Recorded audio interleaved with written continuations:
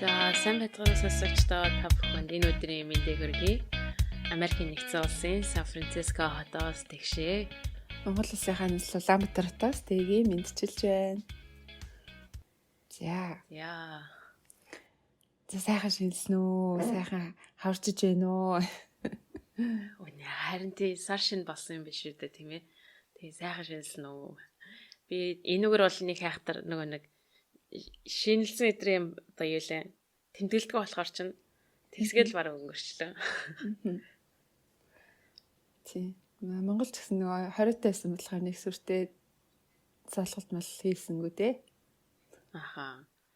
Харин тий одоо тэгээд нэг гэрийнхнийхээ хайртай хүмүүсийгээ бодоод тэгээд юу товчхон тэмдэглэсэн л зүгээр болсон бах уу. Энд тий гэртээ ном уншаад яжгт дээр энэ удаа сонирхолтой жоох урт ном сонгоод тагцаар тийшээ урт ном уншсан чинь сонирхолтой байсан. Гэхдээ цагаан сарынхаа амралтын 7 хоногт жоох ном уншаад бас сонирхолтой өнгөрлөө. Аха.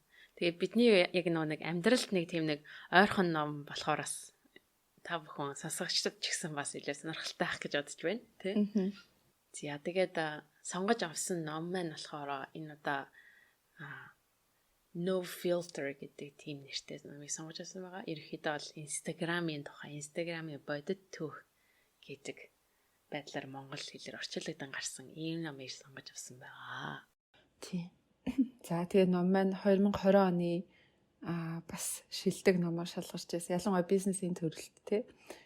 Тэгээд уншигчд маань анзаарсан бол битээр угаасаа юм стартапын төрлийн номнуудад дуртай. Тэгээд анхны банд дугаарч гэсэн Илон Маскын номоор хэлжсэн тэргээ тий. Тэгээд энэ Instagram бол орчин үеийн амжилттай явж байгаа стартапуудын бас хамгийн том жишээ тий. Тэний хойдолд нь юу болж исэн өдөрт өдөр утсан дээрээ байн харцдаг тэр том үйлчлэгээний арт нь одоо ямар стори байдаг талаар маш гоё ийм ном байсан. Тэгээд энэ ном маань бас монгол хэл дээр орчуулагдсан байгаа баяртай байна тий. Тий. Тэгээд монгол хэл дээр орчуулагдаад ерөнхийдөө бүх номын дэлгүүрээс тэгээд захим ердийн тий хэвлэлсэн хэлбэрээр болон захим хэлбэрээр болох юм бол M+-аас бас уншиж болох юм билээ. M+ дээр болохоор захим хэлбэрээр захим ном байгаа, аудио ном байгаа. Тийм болохоор ямар ч хэлээр нь цаасаар ч аваад уншиж болох юм дэлгүүрээс. Тийм болохоор өөртөө тохирсон хэлбэрээр энэ хүн номыг илүү сонирхолтой гэж болох юм бол уншихаар юм байна. Надад бол үнэхээр сонирхолтой байсан. Тэгэл уншиж байгаа ч үгүй ийм болсон юм уу? Ард нь ийм байсан юм штэй гэл те. Яг тохоо үеийнхаа нөгөө нэг Instagram-ыг хэрэгжилжсэн тэр өөрчлөлтөд гарсан зүйлүүдийг ингээл бодоод их тийм сонирхолтой олон тийм мэдхгүй зүйлүүдийг бол хэрсэн ийм ном байгаа. За тэгээ хоёулаа ном руу орохоос өмнө уламжлалт ёсоор подкастын ерхий вэндтгэгчийг дурдъя. Тэнк форма эрүүл амьдралын хэм маяг идэвхтэй эрүүл мэндийн чанарыг эрхэмлэгч подкастын ерхий вэндтгэгч Тэнк формагаа. За тэгээд хоёулаа уламжлалт ёсоор бүлгээр нээлттэй ярья. За тийм. Ном маань 12 бүлгээс бүрддэг. Тэгээд ерөнхийдөө санаа бүлгүүдийн би яриад тэгш бүлгүүдийн тэгшээ яриад тэгээд яваагаа. Амар механик нь юу хэлсэн дөө. Хурал та. Тий. Дандаа тэгдэм үү? Тэгээ хүмүүсээс надаас хаяа асуудаг те чамаас асуудаг ядгаа. Та нар өөртөөхөө хуваарлцсан бүлгийг л уншдаггүй. Үгүй штэ. Би бол энэ одоо бүтнээр нь уншсан. Энэ удаа. Яг үнийг хэлэхэд тэгсэн үеуд бол байгаа. Тий байгаа. Тийм байгаа. За. Нөгөө хэдийгээ сонсч тий. Стого яриад өгч байх гэд тэгсэн тохиолдлууд бол би гэхдээ ойр та нар анзаарсан бол бид нар нэг амар урт ном уншихгүйсэн. Багнхомын номнууд уншижсэн. Тэгэнгүүт тэр номнууд чинь их нөгөө таалынхаа уншихгүй нэ тэр гэсэн юм байхгүй. Тэгэл гайгүй бүтэн уншаад байсан. Тэгээд энэ номн дээр бол яана та арт нь гарах болов гэж бодчихсан боловч угаасаа түүх болохоор тий ингээд алаг цог зөвхөн сондгоо эсгүүдийн уншаад явахаар түүх ойлгохгүй. Тэгэхээр бүрийгээ бүгдийг уншина. Тий. Тэг хэлж идэм үү яа тий. Тий. Дугаар алхан тэрэг бүгтийн уншсан ном байгаа шүү дээ. Тий.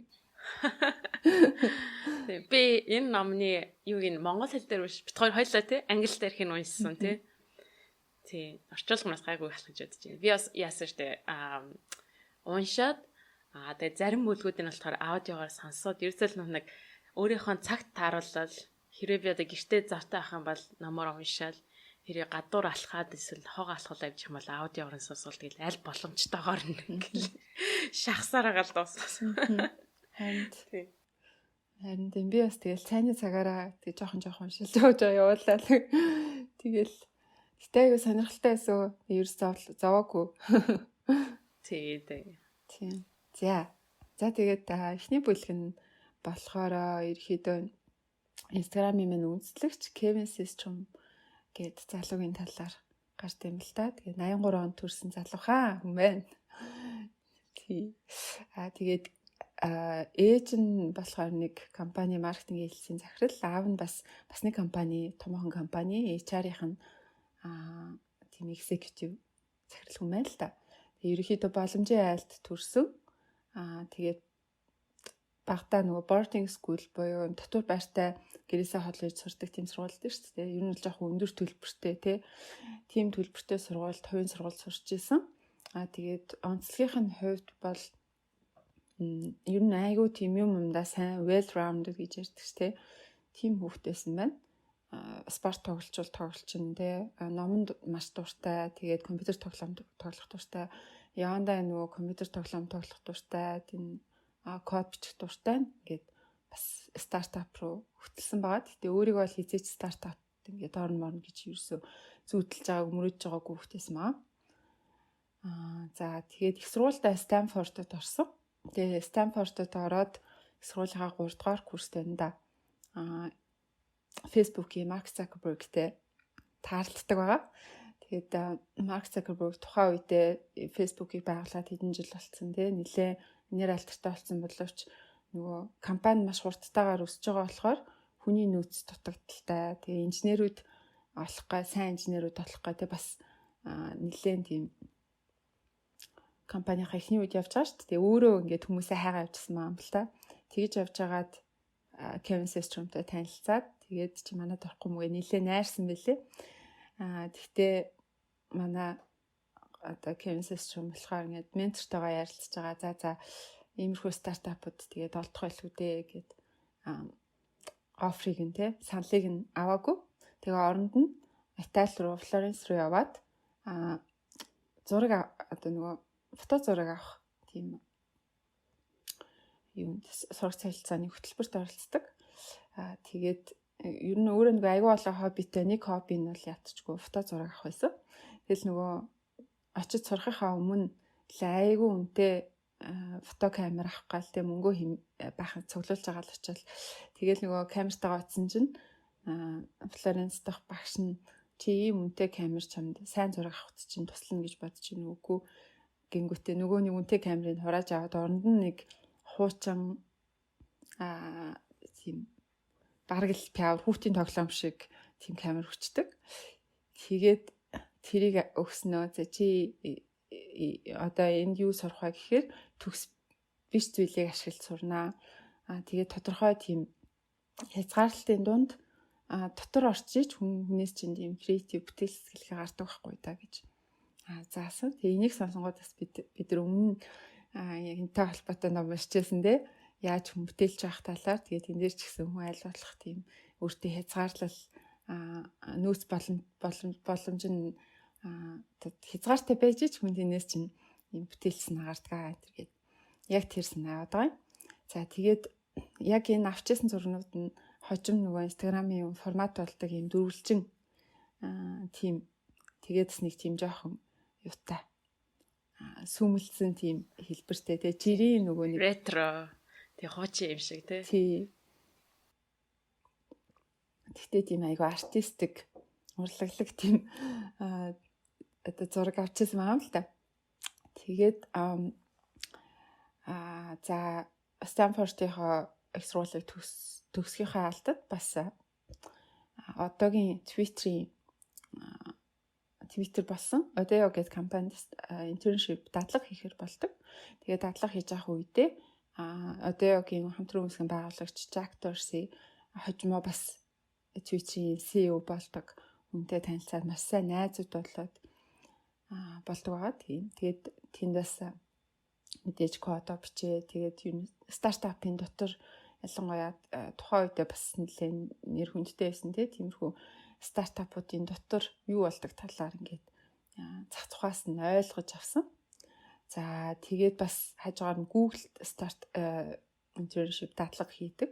Тэгээд дадлага хийж агаад төгсгийнхаа алдаад за нөгөө Twitter-ээр сонгох уу, Google-ээр сонгох уу айгуу тийм luxury тансаг сонголтын дээр бууж байгаа юм л та. Тэгээд өөрөө бодож агаад Google-ийг сонгоод Google-д орж ажилладаг. Google-д 2 жил болдог. За тэгээд Google-д юу хийсэн бэ гэхээр ерөөдөө product manager буюу одоо нөгөө нэг Google-д янз бүрийн innovation тэг функц хийхээр болвол тэрнийх нь хойдолд ингээд судалгааг нь хийгээд за энэ функцийг ингэж нэвтрүүлээ гэдгийг инженерүүдтэйгээ яриад нэвтрүүлдэг. Тим одоо албан тушаалд очсон. Гэхдээ нөгөө Google чинь ер нь бол аюу том тий. Тэгээд ер нь бол нэг аюу том организацийн нэг жижигхэн хэсэг байгаа. Тэгээд өөрийнх нь бас нөгөө чаддаг зүйлсийг нь за мань үн чинь бол зөвхөн код бичтэй сайн биш те. Ер нь бол инженерчлэр төгсөөгүй илүүтэй нөгөө нэг бизнес талынх нь одоо хүнтэй харилцах те. Ер нь бол энтерпренeur хүнд байх ёстой олон талын чадварууд нь бол байсан. Яг тэгээд нөгөө Google чинь нэг тийм илүү академикээр амьсгалтай.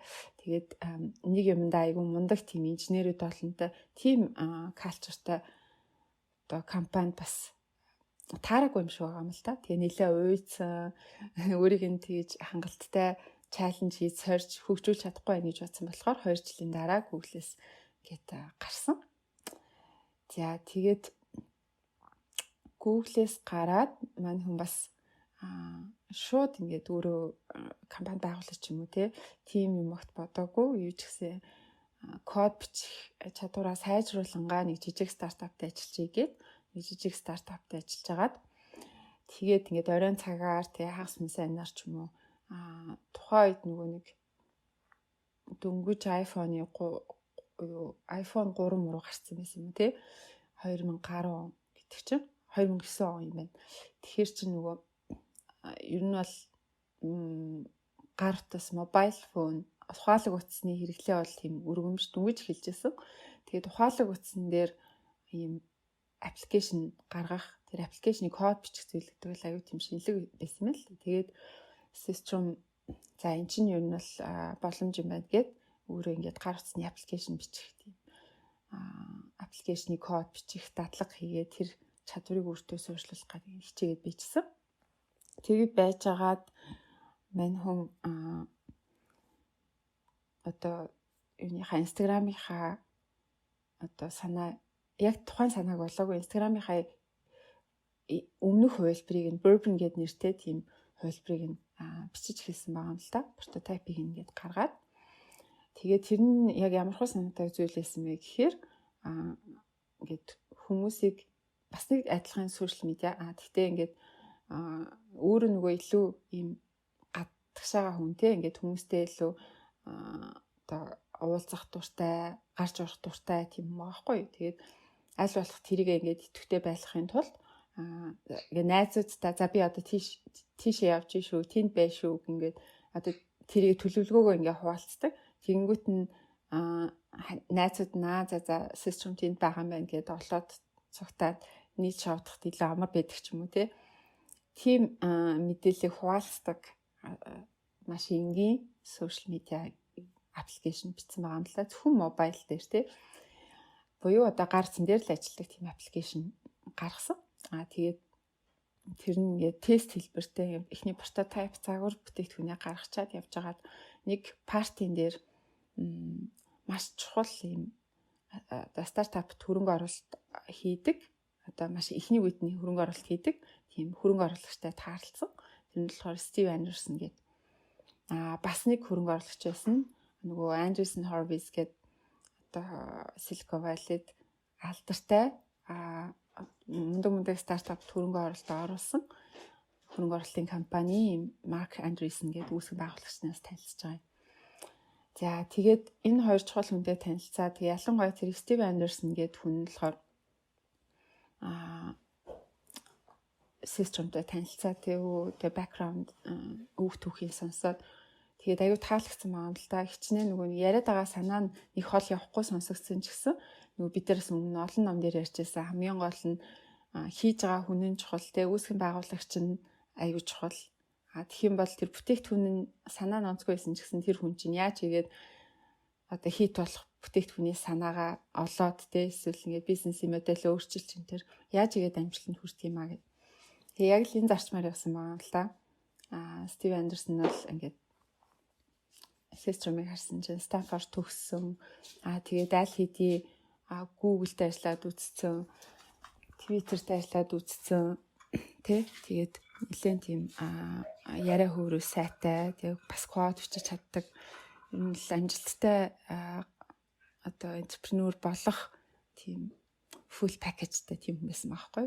Тэгээд таалагдаад за чи энэ яриад байгаа санаагаа компани болгоод одоо байгаа жижиг стартапаас гарахад ч юм төгрөг хэрэгтэй гэдгсэн чинь за би энийг ингээд компани болгоод бизнес болгоход $50,000 хэрэгтэй ингээд тэгээд Стив Андерсон л за би мөнгө чинь гаргая.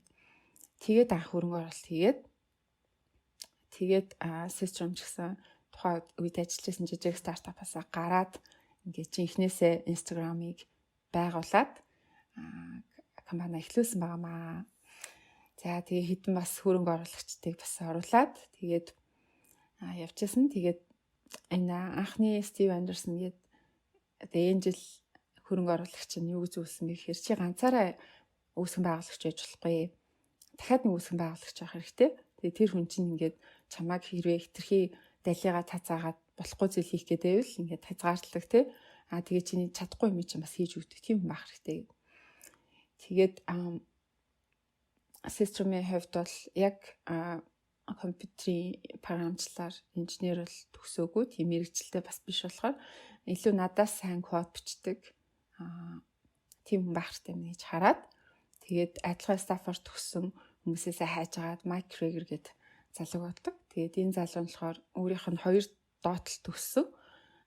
Тэгээд тийм дараахан гэхдээ айгүй тийм найрсаг харилцаатай Бразилд өсч төрсөн тийм залуу. Тэгээд өмнө нь энэ хоёр нэг удаа ингээд партийн дээр уулзаад нэгэндээс аюу таалагдчихсан.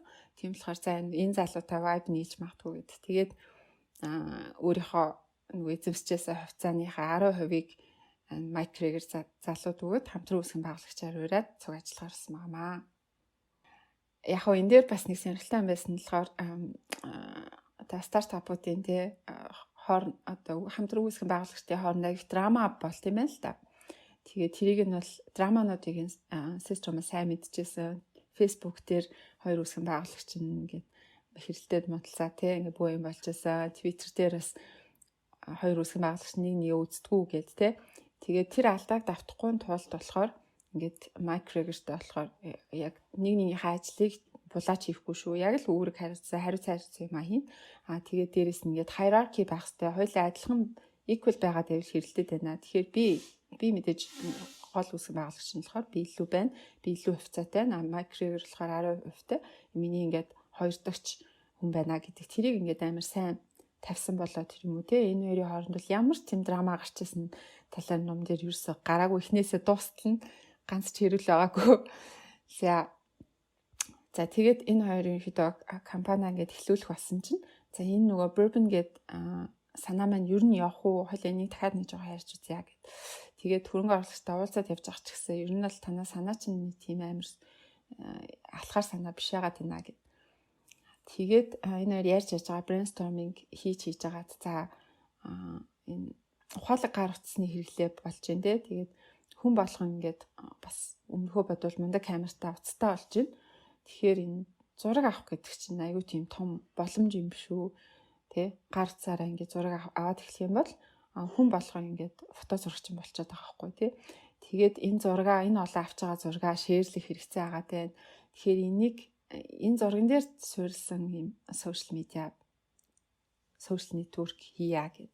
Гэхдээ тэрийг хийхин тулд ямар асуудлууд байна? Тэр асуудлыг нь бид нар гол нь энэ стартапаар энэ үйлчлэгээр шийдэхгүй бол бидний ингээд үйлчлэгээ бас сайн явахгүй яг л адилхан нөгөө Bourbon-тэйг адилхан гацчих болно гэд. Тэгээд ямар 3 асуудал байсан бэ гэхээр эхлээд нэгтгэх нь болохоор нөгөө нэг тухайн үед интернет дээр зураг апплод хийхээр ингээл амар удаан лод хийгээл те нөгөөт нь гарч ирэхгүй хүмүүс хүлээлгээл тийм нэг асуудал байсан. Тэгэхээр энэ хоёрын үг хийсэн бэ гэхээр зурагныхаа нөгөө авч байгаа пикселийг ингээд бага болгох хэрэгтэй. Апплод хийж байгаа пиксел нь 300-аас тэрэхгүй гээд. Тэгээд яг ийм дөрвөлжин л байна. Дөрвөлжин гэдэг тийм хязгаар тавьчин. Тэгээд энэ хязгаар яагаад тавьж байгаа гэхээр яг л өмнө Италид сурч байхдаа суралцсан ямар нэгэн хязгаар тавих юм бол тэндээс бүтээл сэтгэлгээ төрдгөө илүү жирийн зургийг ийм гоё артлаг урлаглаг болгож чадна гэд. Тэгээд нэг ийм хязгаар тавьцаа. За хоёр дахь асуудал нь юу байсан бэ гэхээр хүмүүс нөгөө нэг тухайн үед чинь дөнгөж л ухаалаг гар ус гараа явж байгаа болохоор одоо гоё зураг авах магадлал бас муу өстэй хүн болгоос суралцж байгаа. Тэгээд тэр хоёрын оронд онцгой зургаа ингээд бусдаа хуваалцахаас хүмүүс ичих байхаа гэд яг л эргэн тойронд нь тийм ингээд би өөрийнхөө зургийг бусдаа хуваалцахаас иччихин гэсэн. Гэтэ ингээд аягүй олон зураг аваад идэх тийм нэг юу байсан. Тэгэхээр за энийг чинь шийдэхин тулд фильтр ашиглая. Угаасаа л зураг авчаад те нөгөө боловсруулахтаа ингээд янз бүрийн гоё өнгө айс оруулаад фильтр ашигладаг штэ. Тэгэхээр яг тэрийг ингээд өөртөө энэ гар утасныхаа аппликейшн дотор нь суулгаад өгчөө. Энэ бол зайлшгүй хэрэгтэй байна гэд. Тэгээд энэ санаагаа хэрэгжүүлсэн. Тэгээд хит хитэ фильтр олоод гээд өөртөө тэр кодоо бичиж байгаа байхгүй юу. Тэгээд тэр фильтрээ ингээд ашиглаж үзсэн. За 3 дахь шийдэх хэвээр асуудал нь байсан болохоор юу юм бэ гэхээр одоо нөгөө ингэ зураг авдаг тэгээд тухайн үед чинь Twitter-ээс, Facebook-ээс хит хитэн газар руу ингэ зураг апплод хийх гэдэг нь ингэ жоохон хүмүүст ядаргаатай байсан. Тэнгүүд энэ үйлчлэгээ маань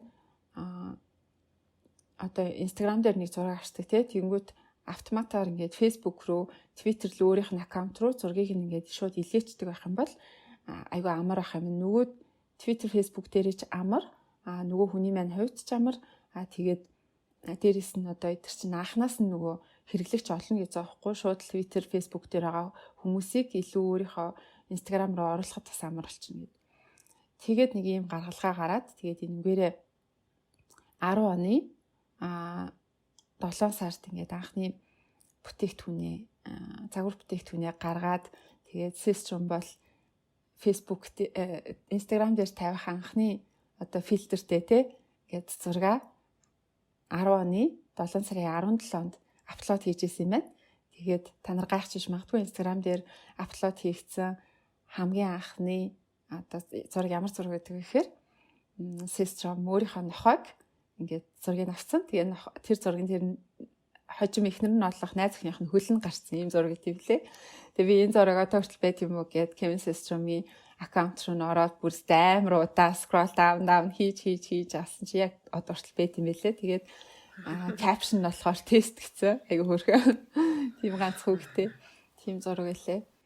За тэгээд энэ хоёр маань одоо Systrum болон Krager гэдэг хоёр залуу маань энэ загвар бүтээгдэхүүнээ гаргачаад 8-7 хоногийн дотор лонч хийдэг байгаа. Тэгээд 10 сард юм уу 8-7 хоногийн дотор загвар бүтээгдэхүүнээ гаргачаад тэгээ нэг 2-3 сарын дараа лонч хийсэн юм байна. Тэгээд лонч хийнгүүт бүрстээ 8-аар вайрал явсан те. Шууд одоо эхний өдрөө 25,000 хүн татаад эхний 7 хоногтаа 100,000 хүн татаад тэгээд 6-7 хоногийн буюу одоо сар хагасын дотор 2 сая хэрэглэгчтэй болсон байгаа юм. Тэгээд ер нь бол ингээд амжилттайгаар одоо Instagram-ын гараа эхлүүлж чадсан байгаамаа. За тэгээд мэдээж ингээд гараа эхлүүлээ сая дээгээс маш хурдтайгаар гивэнд те хэрэглэгчдийн тоон санаж бодож байснаас нь хамаагүй их хэмжээгээр өссөн. За тэгээд мэдээж энэ үед бол Systrum, Krager 2 бол хоёулахнаа зөвхөн компани ажиллаж байсан байгаа. Тэгээд Krager болохоор түрүүнд хэлсэн илүү нэг код илүү бичдэг инженер тал руугаа хүн байсан. Тэгэл ерөөсөө энэ хоёр ингээл асуудал маш их гарсан л да тухай үедээ. Тэгээд түүнийг засах гэж ингээл ерөөсө хаа явсан газар компьютертойгоо явдаг байсан. Бүр тэгэл ингээл машинд явсан чи кино театрт ороод найз охинтойгоо кино үзчихсэн чи компьютертэй тэгэл асуудал гарах юм шууд компьютер дээр суугаад бүх юма засдаг байсан баг хоёулах нь. Тэгээд нэгэн дээр нь бүр Япончууд хүртэл нэг Японч болохоор амиг артистик тим юм дуртай хүмүүс байсан учраас Японд айгүй хит болсон Instagram. Тэгээ би тэр үеийг бодсон чи бас бид нэр 2010 онд эхэлж Instagram хэрэглэсэн юм байлээ ш дөнгөж. Японд байсан болохоор хүмүүсээс сонссон бахта бодоод. Тийм үү. Тийм бид өөрийнхөө Instagram-ыг харсан чи 2010 оны зураг явуулчихлаа. Тийм. Тэгээд чи баг анхны хэдэн сая хэрэглэж байгаа нэг юм шүү дээ. Харин тийм байлаа. Би бүр тэгээд бодсон чи тийм байлаа. Тэгээд яг л нөө Японд аягаас хийт болоо тэгээд тэрнээс нь болоод шүн өдөр босч Японы хэрэглэгчтэй юм те гарсан асуудлыг хүртэл ингэж янзалдаг маш завгүй ажилтай байсан. За тэгээд ерөнхийдөө босод ингээд түрүүний хэлсэн Facebook болохоор хүмүүс найзуудтай олж холбоо тогтоодог те нэг нэгнийхээ найзынхаа хүрээг тэлдэг тийм одоо сошиал медиа нэтворк байна шүү дээ те олон нийтийн сүлжээ. Twitter болохоор өөрийнхөө санааг гаргадаг. Өөрийнхөө санааг тайлбарлаж хэлдэг. За тэгвэл Instagram юу байх юм бэ гэд бодохороо Instagram болохоор тэр өөрийнхөө одоо мэдэрч байгаа мэдрэмж харж байгаа зүйлийг бусдаагаа хуваалцах гэдэг тийм талаас нь энэ хүү дэлхийн айлчинчлсан би ийм харж ийн энийг үзэж ин гэдэг талаас нь ингэж хуваалцдаг ийм байдлаар медиа те сошиал нэтворкинг байна гэж хийхэлсэн байгаа. За тэгээ ерөөхдөө хамгийн customer support маш хэцүү байсан учраас ямар нэгэн нөө шин зүйл ерөөхдөө нэмээгүй байгаагаар нь энгийн байдлаар явсан. Тэгээд хэрвээ одоо хэрэглэгчд нь өөрсдөө асуудал гараад яахааргүй хэрэгтэй байх юм бол тэр одоо feature бий одоо шин зүйлийн төрлийг засъя нэмье гэдэг тийм санаатгаар явсан. За мэдээж 2010 онд зөвхөн Instagram бол ганцаараа Instagram байгаагүй.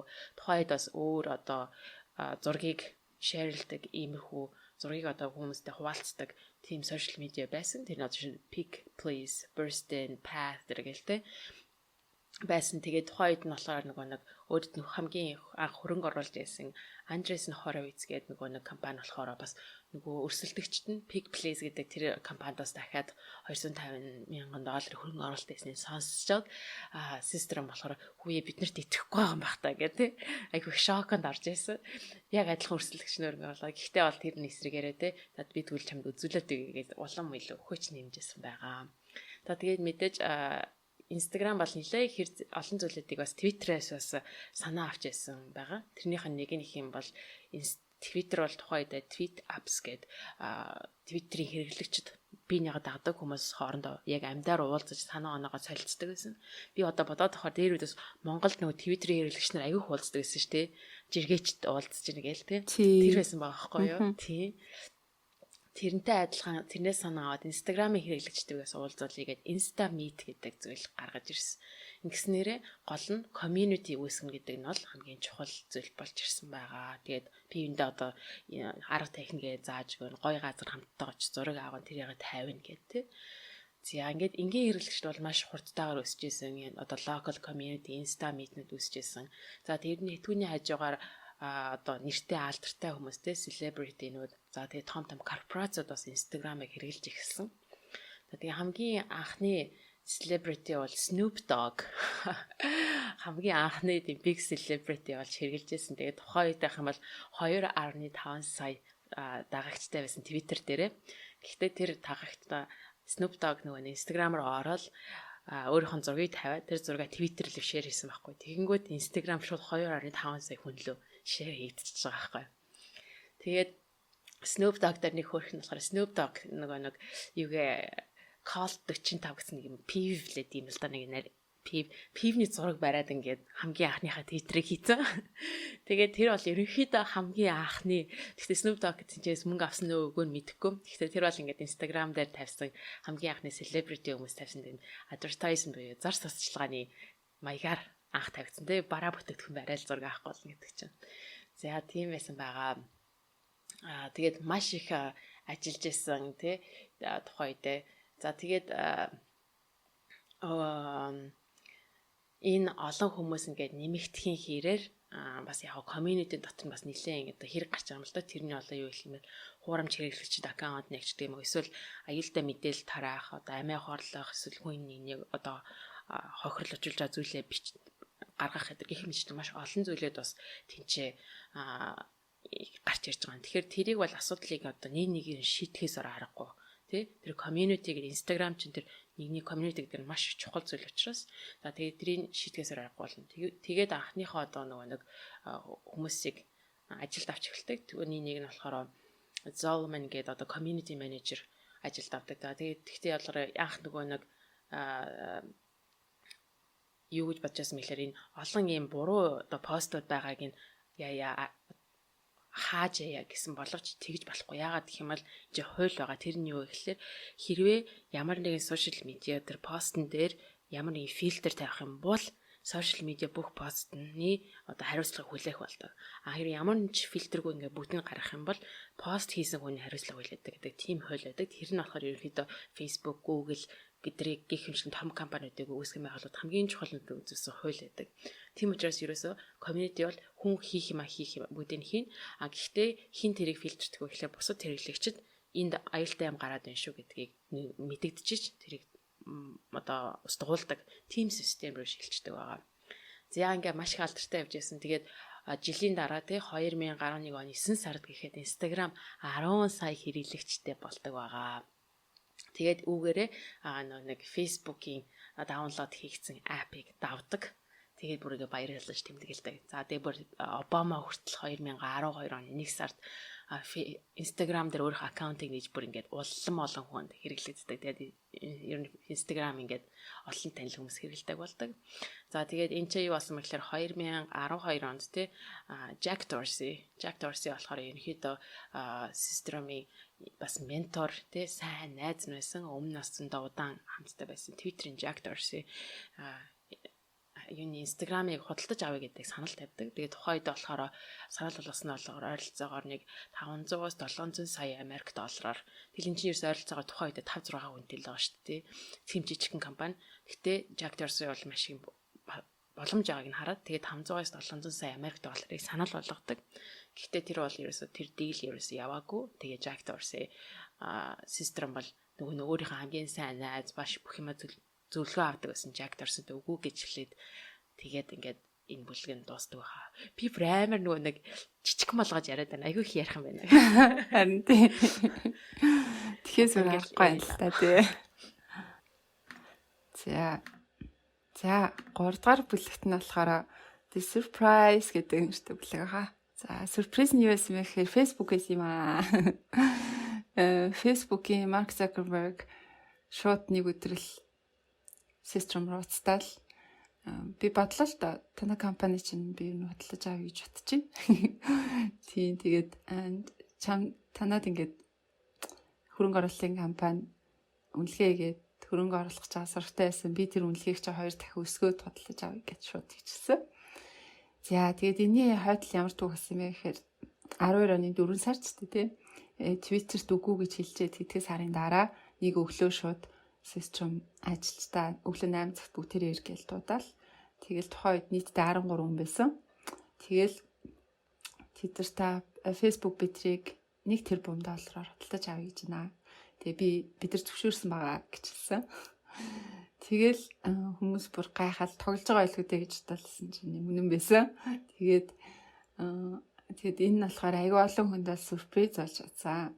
Тэгээд зөвхөн ажилтнууд нь биш те сая тэгшээгэлсэн Jack Dorsey-д бол аягүй сюрприз асан дээ. Тэгэж их нөгөө нэг Twitter хойноос нь гүгээл гуйгаал олоодаа уулз тэгээл хахад үгүй гэж хэлсэн мөртлөө Facebook-ийн Mark Zuckerberg ярьснаас хойш бараг 7 хоногийн дотор ингээд мөнгө төгрөг гэрээ хэлслээ яриад ингээд тогтсон байгаа хгүй дийл хийцэн байгаа хгүй. Тэгээд ягаад юм болчихоо тий гэдгийг ингээд жоохон ухаж тайлбарлаж байгаа юм л да. Тэгэнгүүт юу болсон бэ гэхээр яг хуу Jack Dorsey бол саясан айгу мундаг ментор байсан. Тэгээд Instagram-ийн анхны хөрөнгө оруулагчдын нэг байсан. Тэгээд яг хуу тэр харилцаагаа бодох юм бол офферыг нь хүлээж авмаар ч гэсэн System бол өөрт нь тэр Twitter-ийн тавьжсэн санаа нь юус таалагдахгүйсэн. Ямар санал байсан бэ гэхээр Twitter-ийн нөгөө нэг зураг ингэж шеэрлдэг хэсгийг нь болохоор ингээд Instagram угаасаа байгаа юм чинь нийлүүлээд тэгээд нэг ингээд бүтээгдэхүүн болгочихё тий интегрейт хийчихье. Тэгээд системыг нэг бүтээгдэхүүн хөгжүүлэлтийн захирал арчим тавьчаа гэсэн нэг тиймэрхүү санаа авсан. Тэгэнгүүт нөгөө нэг систем чинь өөрийнх нь хувьд Instagram чинь нэг жижиг бэби надаа шүү. Тэгээ дөнгөж үлгэж авсан бэби. Тэгээ тэрийгээ ингээд цааш нь зөндөө том болгох тийм мөрөөдөл харчаад байхад тэрийг зүгээр л нэг Twitter-ийн нэг хэсэг болгож эвдэх гээдээс нь ерөөс өөртөө таалагдаагүй. Тэгээд харин эсэргээрээ Марк Закербергийн амлаж байсан зүйл нь болохоор чи манай компанид орсон ч гэсэн Instagram бол тэр чигээрээ Instagram чигээрээ ээж болно. Би та нарын тэр бизнесийн шийдвэр гаргалтанд ерөөсөө оролцохгүй. Та нар зүгээр л манай бие даасаа охин компани болно гэж ингэж амлалт өгсөн. Тэгээд Торсид бол системд бол энэ маш их таалагдсан байгаа. Тэрнээс биш нэг мөнгөндөө бол нэг биш байсан гэж хэлж байгаа юм. За тэгэхээр систем Facebook-ийн тавьсан саналыг яагаад хүлээж авч байгаа гэдгээ шалтгааныг нь тайлбарласан байгаа юм л да. 4 шалтгаан байсан гэж. Эхний шалтгаан нь болохоор энэ $1 тэрбум худалдаж авахдаа заримыг нь Facebook-ийн хувьцаагаар худалдаж авдаг. Тэгэхээр өөрөөр хэлбэл ирээдүйд Facebook-ийн хувьцаа өсөх юм бол зөвхөн $1 тэрбумаар худалдаж авч байгаа ш илүү өндөр үнээр худалдаж авч байгаа гэсэн үнэлгээ болно. За хоёрт нь болохоор хэрэг өсөх юм бол Facebook яг Instagram шиг аппликейшн гаргаад Instagram-ийн томоохон одоо өрсөлдөгч болж болно тий. Тэгээд хэрвээ нэгдчих юм бол Facebook эзэж тэхгүй. Тэгэхээр нэг том өрсөлдөгчөө ийм агрессив тоглолт хийхээс нь хамгаалж байна гэж үзсэн. За 3 дахь шалтгаан нь болохоор Facebook бол өмнө нь ингээд social network хийгээд үзсэн тэгээ асар том дэд бүтцтэй нүүцтэй байгаа. Тэгэхээр одоо Instagram-д юу л дутаад байна, хүний нүс дутчихин, тэр дэд бүтцэн дутаад байна тий.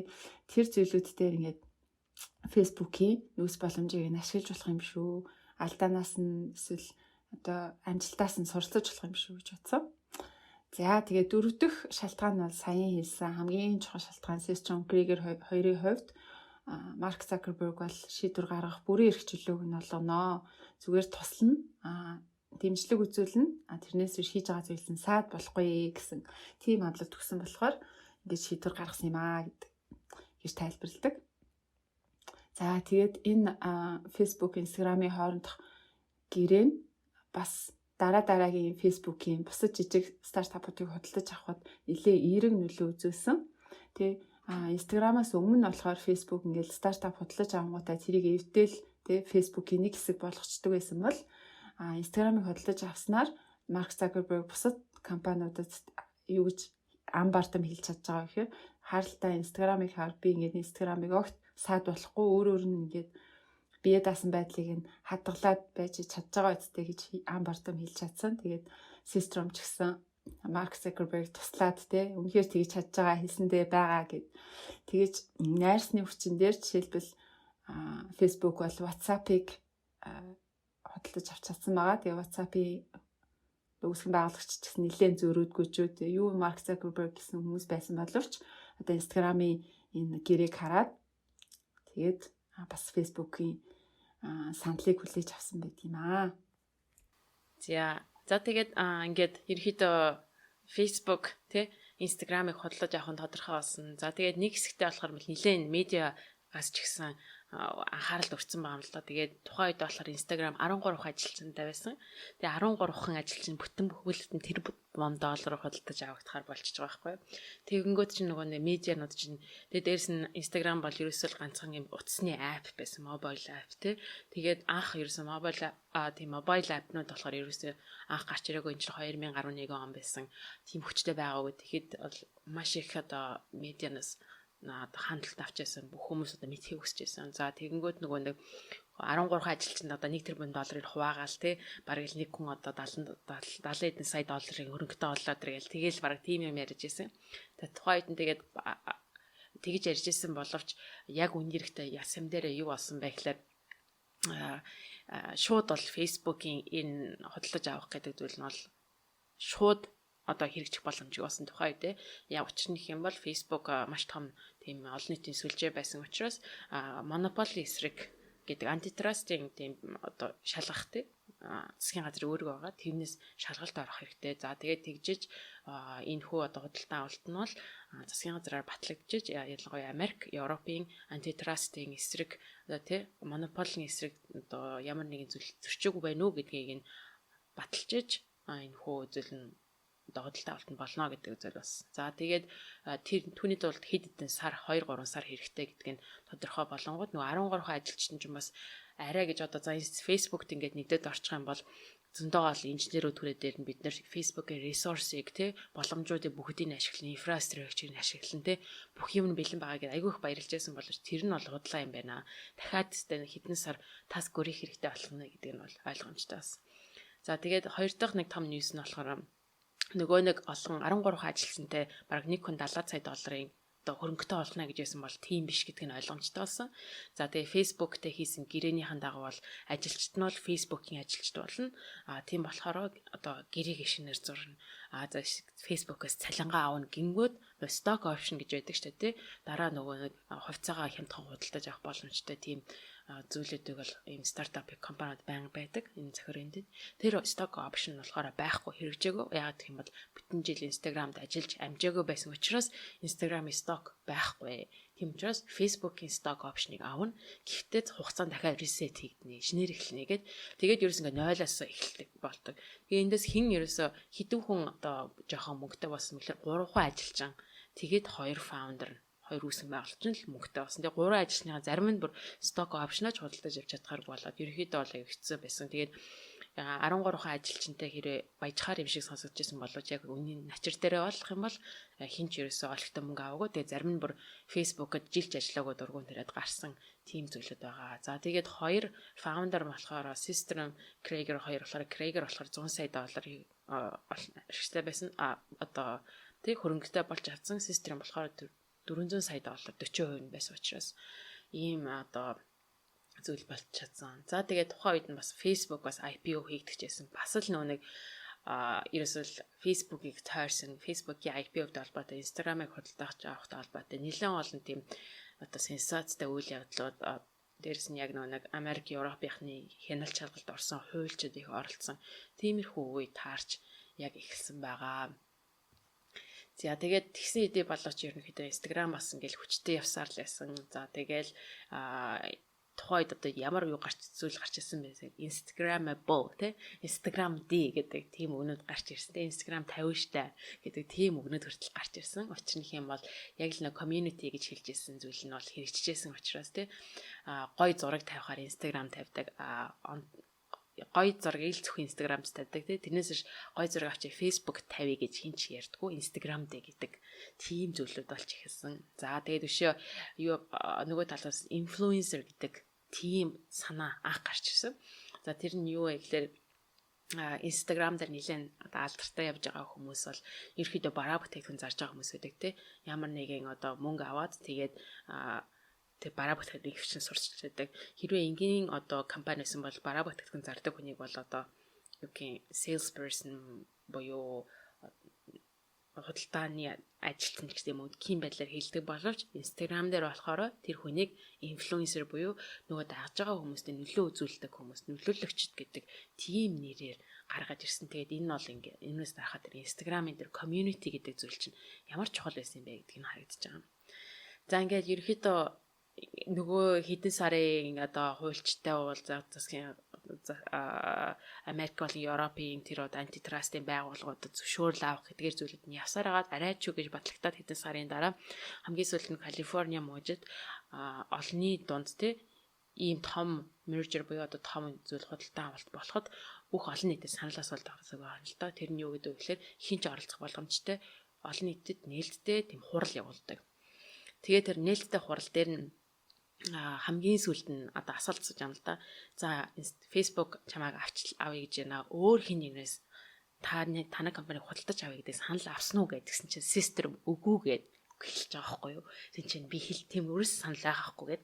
Тэгээ яг үний ярьтай бол энэ болохоор нөгөө нэг зохиолч маань болохоор хүмүүстэй ярилцалж одоо энэ тентхийн хүмүүст ярилцлага хийжэж баримтаа цогцлоос учраас систем болохоор үгүй би хинээс ч санал аваагүй гэд хэлчихэж байгаа. Jack Dorsey болохоор би худалдаж авъя гэж хэлсэн гэж ярилцсан байгаа байхгүй юу. Тэг ингээд амар олон төрлийн юмтэй. За тэгээ систер нь болохоор тийм санал авч явах үедээ систер нь яаж согтой байсан. Харин тийм шиг байна. Орой ууж мус дээрээ өгөөгээ хэлсэн. Тэгээд ингээд хамгийн эцсийн мөчөд нөгөө нэг албаны байгууллагад нь санал авсан уу гэсэн систер юм өгөө гэл ингээд айгуу дургаа хэлээд. За тэгээ энэ нь бол ингээд хамгийн сүүлчийн Facebook тэ Instagram-ыг худалдаж авахыг зогсоох боломжтой байсан хамгийн сүүлчийн санал асуулга байсан. Тэгэл нөгөө нэг кинонд гардаг шиг те. За энэ хүнийг эхнэр нөхөр болгоё гэж эндээ санал нийлгүй хүн байна. Хамгийн сүүлж байгаа нь хэлээрээ одоо ингээ эхнэр нөхөр боллоо гэж олон нийтэд зарлахад их хой Twitter байгаагүй. Тэр өрөөнд тэгээд ингээ зарлагдаад байсан байгаа. Тэгээд одоо ингээ олон жилийн дараа 10-аад жилийн дараа ингээ харахад хүмүүс юу гэж хэлдэг вэ гэхээр энэ бол нөгөө антитрастын байгууллагаас хийх ёстой байсан хамгийн том алдаа гаргасан худалдаа авалт байсан. Одоо ингээ харах юм бол Facebook, Instagram гэдэг бол хамгийн хүчирхэг олон нийтийн сүлжээ. Одоо ингээд харахаас Facebook, Instagram, WhatsApp тэ эдгэрийг болохоор Messenger байна тэ. Эдгэрийг заримдаа хүмүүс нэг компани эзэмшдэг гэдэг мэддэггүй. Энэ ямар хоорондоо холбоотой хойно том технологи явж идэг гэдэг зарим хүмүүс хүртэл анзаардаг. Тухайн үедээ болохоор антитрастын байгууллагыг яаж иж байгаа Facebook бол жижигхэн компани, Instagram бол жижигхэн маш олон өрсөлдөлтөө гэдгээр нь тайлбарласан боловч маш том потенциал байсныг нь антитрастын компаниуд тэр байгууллага олж хараагүй баталсан. Тэгээд дараа нь харах юм бол ийм асар том олон нийтийн сүлжээ үүсгэсэн монополыг ерөөдөө хийх үнцийг бас энэ том тавьж гисэн гэж зохиолч маань ярьсан байгаа. Яа. Тэгээд одоо харахад бас зэвэн байгаа юм шүү те. Марк Закерберг тэрийг нэгээд айгүй эртнээс харсан. Тэгээд зохиогч маань ч гэсэн энийг нөгөө нэг Microsoft шилбэл Apple-ыг бүр жоохон жижигхэн багт нь худалдаж авч байгаатай л адилхан амар том боломжийг бол атгаж чадсан гэж хэлж байгаа байхгүй юу. Тухайн үед болохоор ганц mobile application-ыг нэг тэрбумаар худалдаж авахдаа тэгэл хүмүүс амар гайхаал. Тэгэл Mark Zuckerberg амар гайхчихсан шүү дээ. Тийм. Ганцаараа л бүр ингээд гүрийгээл те нэг тэрбум л байх хэрэгтэй гэл. Өмнө нь нас яасан юм бэ л дээ. Twitter-ыг бас худалдаж авах орлого хийгээд тэгээд мөнгө нь өрөхгүй. Twitter болохоор 500 саяар зарна гэдэг өөрийгөө. Тэгээд Mark Zuckerberg болохоор аваагүй мэн. Тэгээд дараа нь тэндээ аяга харамссан гинэ. Тэгээд өөрөө нөгөө нэг тухайн үед чинь компани байгуулахдаа MySpace гэдэг бас нэг social network-ийг ингээд халаад тэгээд оронд нь Facebook гарч ирж байсан. Тэгээд хамгийн том айц нь тэр юм шиг байгаа. Хизээ нэгэн цаг Facebook-ээс илүү тренди, модны те дараагийн social network гараад Facebook хуучрах, модноос гарах байх гэдэг тэр айц нь аюу том. Тэгээд тэрнийг тэр рискийг байхгүй болохын тулд дараа нь өрсөлдөж болох тийм модны social network-уудыг ингээд баг дээр нь худалдаж аваад эсвэл газ өрсөлдөөдтэй яаж игээд ингээд нухчин дарах тийм л стратеги юм шиг. Тэг яаж яах нөгөө Facebook гэд хийх хувийн эзэлдэг болохоор ер нь ингээд бидний хувь заяаг те бидний social network-ийн хувь заяаг нэг хүн шийдээд байгаа байхгүй юу? Тэгээ яасан дээр яг тийм. Тэгээд нөгөө нэг түрүүний хэлжсэн Mark Zuckerberg-ийн бүр үг нь байдаг нөгөө нэг шинэ орсон ажилтсан болгондоо Facebook-ийн ажилтсан болгонд гарын олгон дээр бичсэн байдаг. Тэр нь юу гэсэн мэтлээ Facebook-ыг одоо алхахад тийм бүтээгдэхүүн хийхгүй бол хин нэгэн заавал алах болно. Тийм болохоор бид нэр өөртөө устгах хэрэгтэй гэдэг бүр тийм чанга хатуу дүрм дээр тэгэж инновац хийх хэрэгтэй гэдэг. Тэгэхгүй бол хин нэгэн бидрийг устгах болно, ялан дийлэх болно гэж тэгэж одоо ажилчдаа бүр мантра болно гэж хэлдэг тийм байхгүй юу. Тийм. За тэгээ 5 дугаар бүлэгт нь болохоор за манай нөгөө нэг Instagram, Facebook-ийн нэг хэсэг болчлоо тий. Ингээл арай гэж офис руу нүүж ороод тэгсэн чи эхний хагас жил болохоор ерөөсөө нөгөө Facebook, Instagram-ыг оролдохчгүй тэгээ стратегта Instagram гэдэг компани талаар дурдахчгүй тэгээд нэг тийм сайхан явсан. Угаасаа жижигхэн байсан. Тэгээд орлого огт олохгүй байсан тий. Тэгээд гэхдээ ингээд Facebook-ийн зүгээс тусламж хүсээд нөгөө дэд бүтэц хүний нөөц хүмүүсгээ тусламж хүсэх гингүүд яг энэ авч байгаа тусламжаа ашиглаад Facebook-ийн Facebook дээр өрсөлдөхүйц юм хийчихгүй үстэй гэдгийг амар анхаардаг байсан. Тэгэхээр яг явж Facebook номер 1 байх хэрэгтэй гэдэг философи бол зөвхөн Mark Zuckerberg биш Facebook-ийн бүх ажлын дотор л байгаа юм л да. За тэгээд оронгууд нөгөө нэг System болон Instagram, Facebook хоёрын үнэт зүйл нь ямар өөр хийх гээд байгаа зориод байгаа зүйл нь яг хуу хэлбэр нь ингээ гаднаас хард хойлол том сошиал нэтворк боловч те ингээд ямар аргаар хийж байгаа нь аюу өөр санагдсан. Тэгээ тэр ялгаануудын талаар энэ дээр ярьдаг л да. За жишээлбэл Facebook бол ингээд хүмүүсийн өгч байгаа мэдээлэл дээр үндэслээд за энэ хүн чинь нэг иймэрхүү сонирхолтой, ийм үзэл бодолтой, ийм хүн юм байна. Тэгэхээр энэ үзэл бодол сонирхолтод тааруулаад бид нэг иймэрхүү мэдээллийг wall дээр нь харуулдаг бай гэдэг тийм оптимизашн хийх юм байна. Эсвэргээр Instagram болохоор тэр хүн тийм мэдээлэлтэй нэтэрэ байх нь ерөөсөө хамаахгүй. Бусад хүмүүсийн сонирхол үзэл бодлыг ингээд илүү хараад те янз бүрийн үзэл бодолтой сонирхолтой хүмүүсээс инспирэшн урам зориг аваад ингээд ертөнцийг үзэх хүслээ тэлээсээ. Тэгээд Instagram бол хизээж уйтахгүй шин зүйл олж мэддэг тийм ертөнц байгаасаа гэж боддог гэсэн байгаа. За тэгээ хоёр дахь ялгаа нь болохоор Facebook бол ерөөсөө анханасаа л өсөлт гэдэг л тийм газар. Тэгээ өсөлтийн төлөө бол бүх хүмүүс жижигэн жолтгой зүйл хийх хэрэгтэй гэдэг тийм одоо философитой газар байсан. Instagram-ийн хувьд болохоор өсөлт үзүүлэх байх нь болно. Бидний хувьд хамгийн чухал зүйл бол community байх хэрэгтэй. Instagram-ийн энэ үүсгэсэн байгаа community те эрүүл байх ёстой. Тэгээ энэ community дээр хүмүүс ингээд яг одоо реклам зар сурталчилгаа ч юм уу те үн төлбөртэй юм таймд хийхээсээ илүү яг л ингээд өөрийнхөө одоо гоё гэж бодсон зураг постлдог те реклам нэтэрэ хамаагүй яг тийм үнэн чудраг genuine гэж ярьдаг тийм гоё эрүүл орчин үүсээсэ гэж анх бодчихсон юм байна. Тэгээ одоо яг Instagram жоох өөр болсон байх л та тий. Их үед яг ингэж бодож ирсэн юм байна. За тэгээд бас нэг ялгаатай тал нь болохоор Instagram бол нэг аппликейшн дээр өөрчлөлт оруулахдаа маш тийм болгоомжтой ханддаг байсан. Анхнаасаа л бүр simplicity буюу одоо амар хялбар энгийн байна гэдэг философитой тий. Тэгээд ямар сайндаа л нөгөө лонч хийхдээ 8-7 хоногт ингээл хамгийн энгийн байж болох функцүүдийг нь тавиал ингээл гарч ирсэн тий. Тэгээд лонч хийснийхаа дараа ч гэсэн шинээр функц нэмэхдээ энэ функц нэрнгээсээ хэрэгтэй юу? Манай хэрэглэгчдэд ингээд хэрэглэхэд энэ апыг мань хэрэглэхэд илүү хэцүү болгочихгүй юу?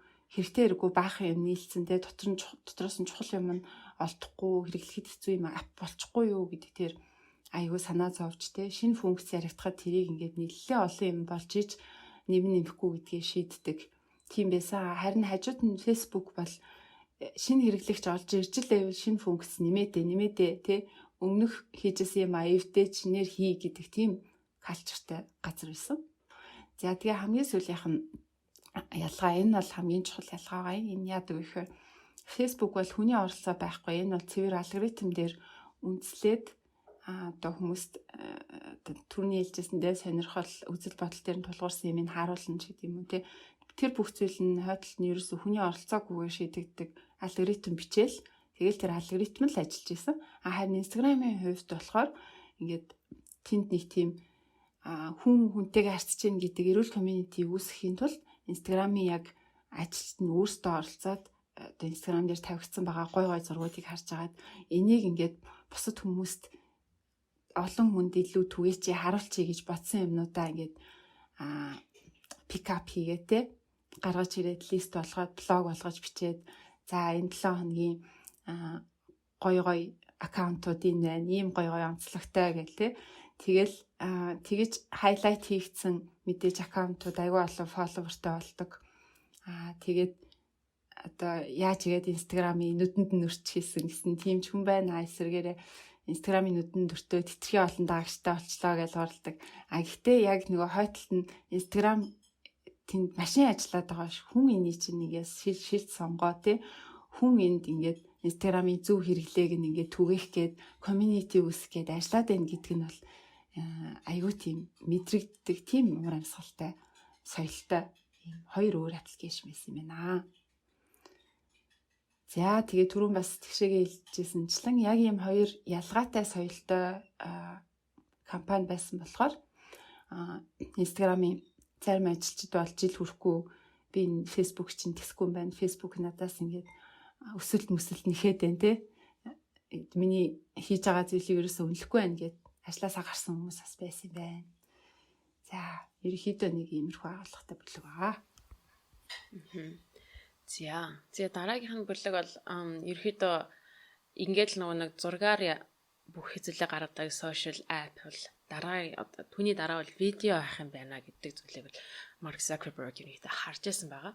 Тэгэл нэг Mark Zuckerberg чинь угаасаа нэг хамгийн хувь хүнийхээ характерын хувьд ч гэсэн дандаа л ерөөсөө номер 1 байна гэдэг зүйлийг бол эрхэм мэлдэг тийм хүн байсан. Тийм болохоор ч юм уу номер 1 хамгийн том social media сүлжээ байна. Facebook хамгийн том нэг гэж гаргадаг байсан тий. За тэгээд хамгийн том юм доминат энэ индустриг энэ салбарыгаа доминат хийхин тулд тий хамгийн том ахын тулд видео гэдэг зүйлийг бол хэрэглэх хэрэгтэй байна гэж. За ингээд тухайд нь бол яг Jack Dorsey Twitter-ийн үүсгэн байгуулагч бол Twitter бол тухайда бас видеогийн тухай байсан сонирхож өгсөн. Тэгээд Jack Dorsey Vine гэдэг тийм нэг апыг бас хөтлөж явсан. Тэр нь болохоор 6 секундын видео хийдэг тийм ап байсан. За тэгээд Zuckerberg болохоор Instagram тэхлэлгүйгээр нөгөө талд нь юу болж байсан бэ лээ? Snapchat-ыг та бүхэн мэднэ шүү дээ, тий. 24 цагийн дараа нэг видео нэг алга болчдөг. Тэр апыг бол үүсгэн байгуулагчтай Instagram-д хэлэлгүйгээр хойгоор нь яриад бас дахиад тэр апыг худалдаж авахар тий. Бараг л нэг founder дээр нь 23 настай Snapchat-ийн founder дээр очиод чи наатаа одоо өгөхгүй бол чи дараа нь харамсан шүү. Би чамайг амар юм гаргаж ирээд амар ап гаргаж ирээд надад зарсан дээр шүү гэж бүр игээд дарамтлчиж бүр ярьжсэн. Гэхдээ Snapchat-ийн үүсгэн байгуулагч болохоор Zuckerberg бууж өгөөгөөр апыг худалдаагүй байгаа. За тэгээд ерөнхийдөө Instagram ч гэсэн бас видеоны тухай харьяа гэдэг зүйлтэй бас сонирхож ирсэн. За нэг зүйл бас нэг Instagram-ийн соёлын хувьд томоор гарч ирсэн зүйл нь юу вэ гэсэн бэ гэхэлэр Instagram дээр ерөнхийдөө л ингээл хамаг зурагнууд өстэй нэрэ төгс төгөлдөр байх хэвээр амар гоё хэрэгтэй гэдэг нэг юм тийм дарамт орж ирсэн. Ингийн хэрэглээчтэй хувьд Instagram-ийн зураг бол яг л уран зураг шиг, фото зураг шиг, магазины зураг шиг тийм гоё байх хэвээр. Гоё зураг байхгүй бол Instagram дээр зураг тавьдаггүй. Тийм зүйлүүдийг гарч байгааг хэрэглэгчдийн тэнд гарч байгааг ажиглаж эхэлсэн. Тэнгүүд хэрэглэгчдийн Instagram-ыг хэрэглэгчд юу хэрэглэж байсан бэ гэхээр fake account нэгэ тэрийг болохоор найзуудаа хуваалцдаг аккаунт. Нөгөөт нь болохоор хүмүүст онгойлгодог аккаунт. Тийм хүртэл аккаунттай болж эхэлснийг бол анзаарсан.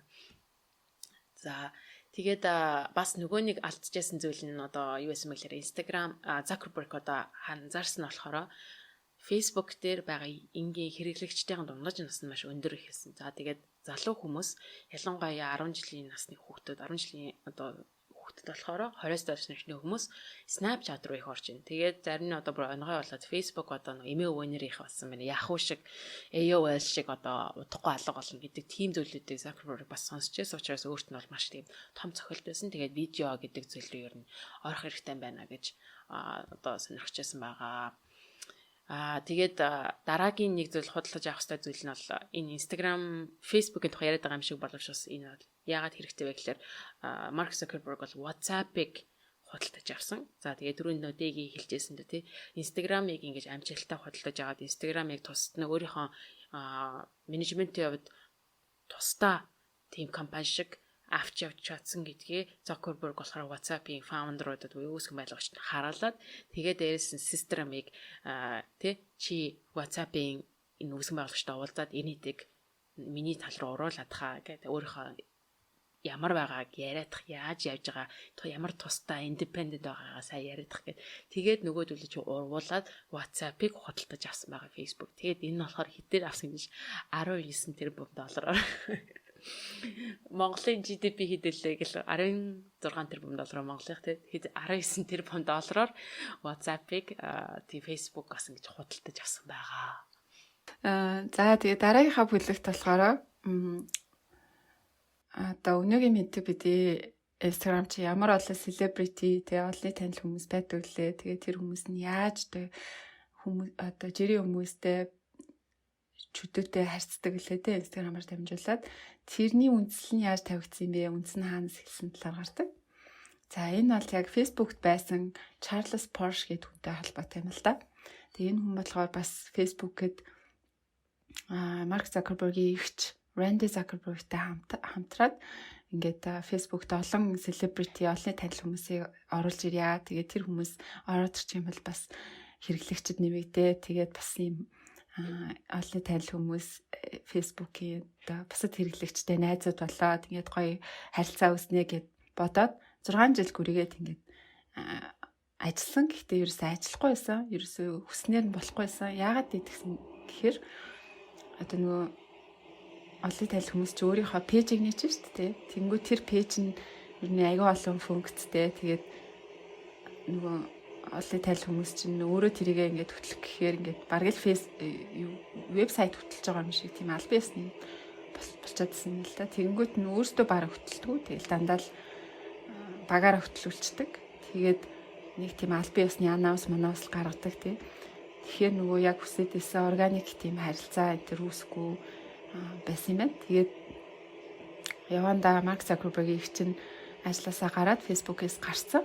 Тэгээд Чарльз Порш ч гэсэн за энийг би хүсэж байгаа зүйлээ хаана хийж болох вэ гэж харсан чи яг Instagram байж таарсан. Тэгээд Instagram бол Facebook-ийг бодвол хэрэглэхэд хамаагүй хялбар тий. Зүгээр л нэг дөрвөлжин зураг аплод хийгээл доотлолт нь богинохон тайлбар тавих болно. Селебрити олон танил хүмүүс ийм амархан зүйл хийхийн тулд бусад хүнээр хийх шаардлагагүй аккаунтаа өөрөө хөтлөх байх гэж харж байсан. Яг үнэхээр тэгсэн.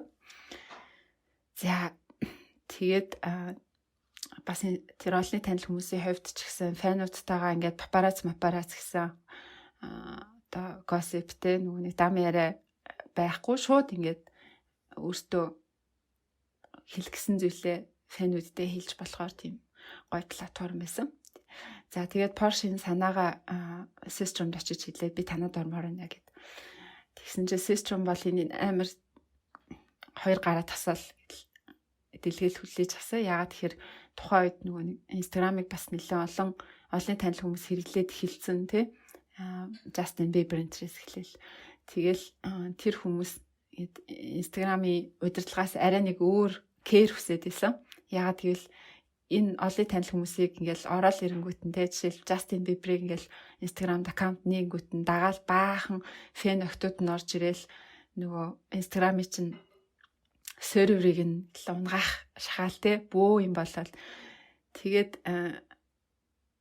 одоо олон хүн бас ингээл олон хэрэглэгч оруулж ирж байгаа юм л та. Тэгэхээр нөгөө селебритинүүд юу гэж бодож байгаа гэхээр бид нар ингээд энэ аппликейшнүүд чинь үнгүй зүйл хийгээд шүү дээ те. Амар олон хэрэглэгч оруулж ирээл тэгэхээр бид нар энэ social network-с чинь мөнгө авах хэрэгтэй юм биш үү те.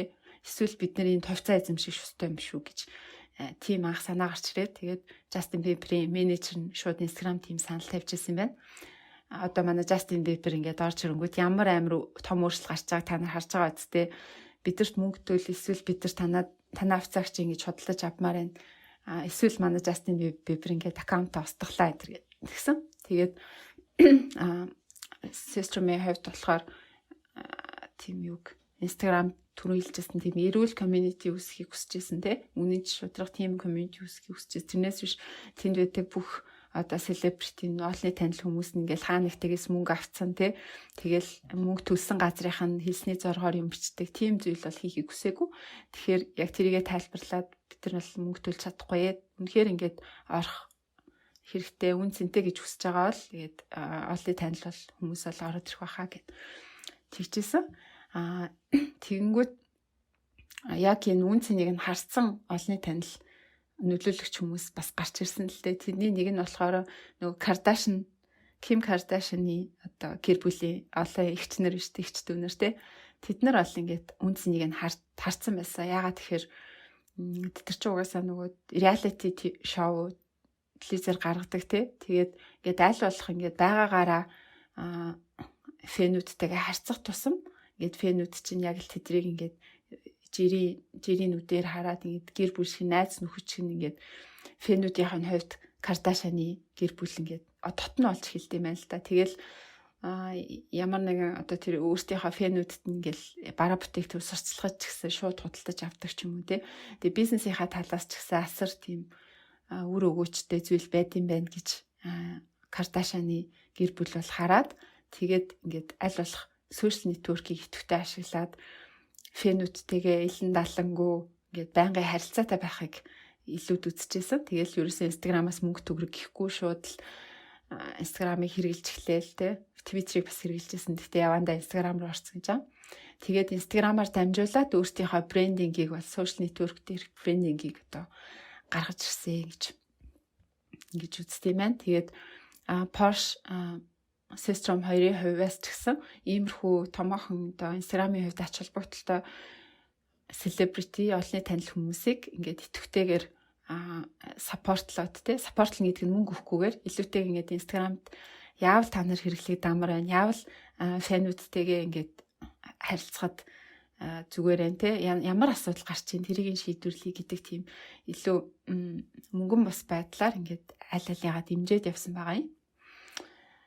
За тэгээд яг ингээд одоо нөгөө нэг Instagram ингээд celebrity олонний танил хүмүүсийг зөвөөр татаад ингээд нэлээд олноор нь оруулж ирээд амжилттай хэрэгжээд эхэлсэн чинь нөгөөтгийг нь Facebook анзаараад за бид нар ч гэсэн юу яагаад celebrity-нд зориулсан юм тустай аппликейшн хийж болохгүй гэж гээд эхлээд нэг Mentions гэдэг нэртэй аппликейшн 2014 онд хийж үзээ. Дараа нь Pepper нэртэй аппликейшн хийж үзээ. Тэгээ хоёулаа фейлсэн байгаа. Ерөөсөө ажиллаагүй. Дараа нь Twitter бас угаасаа тэн дээр нь олон одоо олонний танил хүмүүс угаасаа байсан тий. Тэгсэн мөртлөө Instagram шиг бас ийм гоё community бас үүсэхгүй байсан. Тэгэнгүүт тэрний хойдолд нь одоо Instagram болон Facebook, Twitter-ийн хооронд ямар ялгаа байсан бэ гэхээр ерөөсөө л энийг ингээд яг хүн дотор нь ингээд оролцоо те энэ Porsche шиг хүн жишээлбэл оролцоод одоо Instagram-ийн одуудыг ингээд цуглуулж авчираад хэрэгтэй үед нь ингээд дэмжиж саппортлоод ашиглуулад те ингээд явж байгаа энэ хүн оролцож ингэж community-г нь зохион байгуулж байгаа энэ нь айгүй том ялгарл байсан. Нөгөө тэр Facebook-ийн гаргасан аппликейшн дээр болохоор гаргасан функцүүд нь бол асуудалгүй айгүй мундаг байсан боловч яг ингээд дотор нь community-г нь бүрдүүлэх гээ те Facebook-ийн celebrity-ндийг олох гай тойноос нь хөөцөлдөөд очиж уулзаа те тэгж хээрлж байгаа тийм болоо хүн байгаагүй. Тэгэхээр энэ хүний оролцоотой ингээд гоё community үүсгээд явж байгаа нь одоо Facebook, Instagram-ын гол ялгарл байсан юм гэж тайлбарсан байна. За тэгээд Instagram ерөөхдөө ингээд нэлээд сайн яваад ингээд гарч эхэлсэн байгаа юм л да. Тэгээд юунууд нь ч гэсэн нэлээх болсон тий хэрэглэгчтэйгэн тоон ч гэсэн маш их болсон. Тэгсэн хэрнээсээ яг Instagram-д ажиллаж байгаа ажилчдын тоо бол маш бага байсан. Тэгээд маш их зүйлийг хийх хэрэгтэй болсон. Ойролцоогоор одоо яг тоог нь харах юм бол 1.5 сая хэрэглэгчд нэг ажилчин ноогдчихсэн. Тим хэмжээний тоом болсон. Тэгээд маш жижиг багаар ажиллаж байсан. Тэгсэн чинь тухайн үед нь болохоор ерөнхийдөө Zuckerberg одоо төрөний эдгэгийн хэлсэнчлэн олон төрлийн үйлчлэгүүд гаргаад тэр нь бүгдээр фейлсэн тий. Тэгээд энэ жил нь юу хийдэг вэ гэхээр Mark Zuckerberg болохоор нөгөө хувьцаа эзэмшигчтэй танилцуулахдаа өөрийнхөө нөгөө нэг дараа жилийнхаа санхүүгийн төлөвлөгөөг гаргахдаа дараа жил Instagram $1 billion хөрөнгийг одоо орлогыг Facebook-д оруулна гэдэг тийм зүйлийг шууд ингэ тавьсан байгаа. За тэр нь ерөнхийдөө юу гэсэн үг вэ гэхээр Facebook бол Instagram-ыг $1 billion буюу $1 тэрбум худалдаж авсан. Тэгээ түүнийг одоо чиний төлөх цагчин болсон тий. Чи одоо сул жилүүдэд нэлээд сайхан явлаа. За одоо ингээ мөнгө тушаа гэдэг. Тийм тий. Энэ олон хэрэглэгчтэй болсон. Тэгээ сул явуулсан чамайг. Тийм болохоор одоо ингээ мөнгө буцаагаад тушаа гэдэг тийм зүйлийг бол ингээ ерөнхийдөө хэлсэн байгаа. Тэгээд ерөнхийдөө бол ингээд энэ зүйлийг бол хийх дараа нь яг ингээд боломжтой болсон тий. Ерөнхийдөө ийм зүйл болсон байгаа. За түрүүний хэлсэн одоо олон энэ Instagram-д бол ингээд маш олон төрлийн одууд оролцож байснаас гадна бол хувь хүмүүс ч гэсэн бас нэлээд ингэж алтартай болж гисэн. Тэр нь болохоор юу гэдэг одоо Insta famous хүмүүс тийм Instagram-ийн одууд гэж ярьдаг штэ тийм. Хувь хүмүүс ч гэсэн бас нэлээд од олж тэгээд түүнээсээ болоод заримдаа бүр ингээд ажлаа бүтэн хаяад тэгээд зөвхөн Instagram дээр хүртэл ингэж амьдралаа залгуулах боломжтой тийм хүмүүс хүртэл гарч ирсэн. За тэгээд түүнээсээ болоод ч юм уу одоо хүмүүсийн хооронд do it for gram буюу одоо Instagram-ын төлөө хий гэдэг тийм үг хүртэл гарч ирсэн.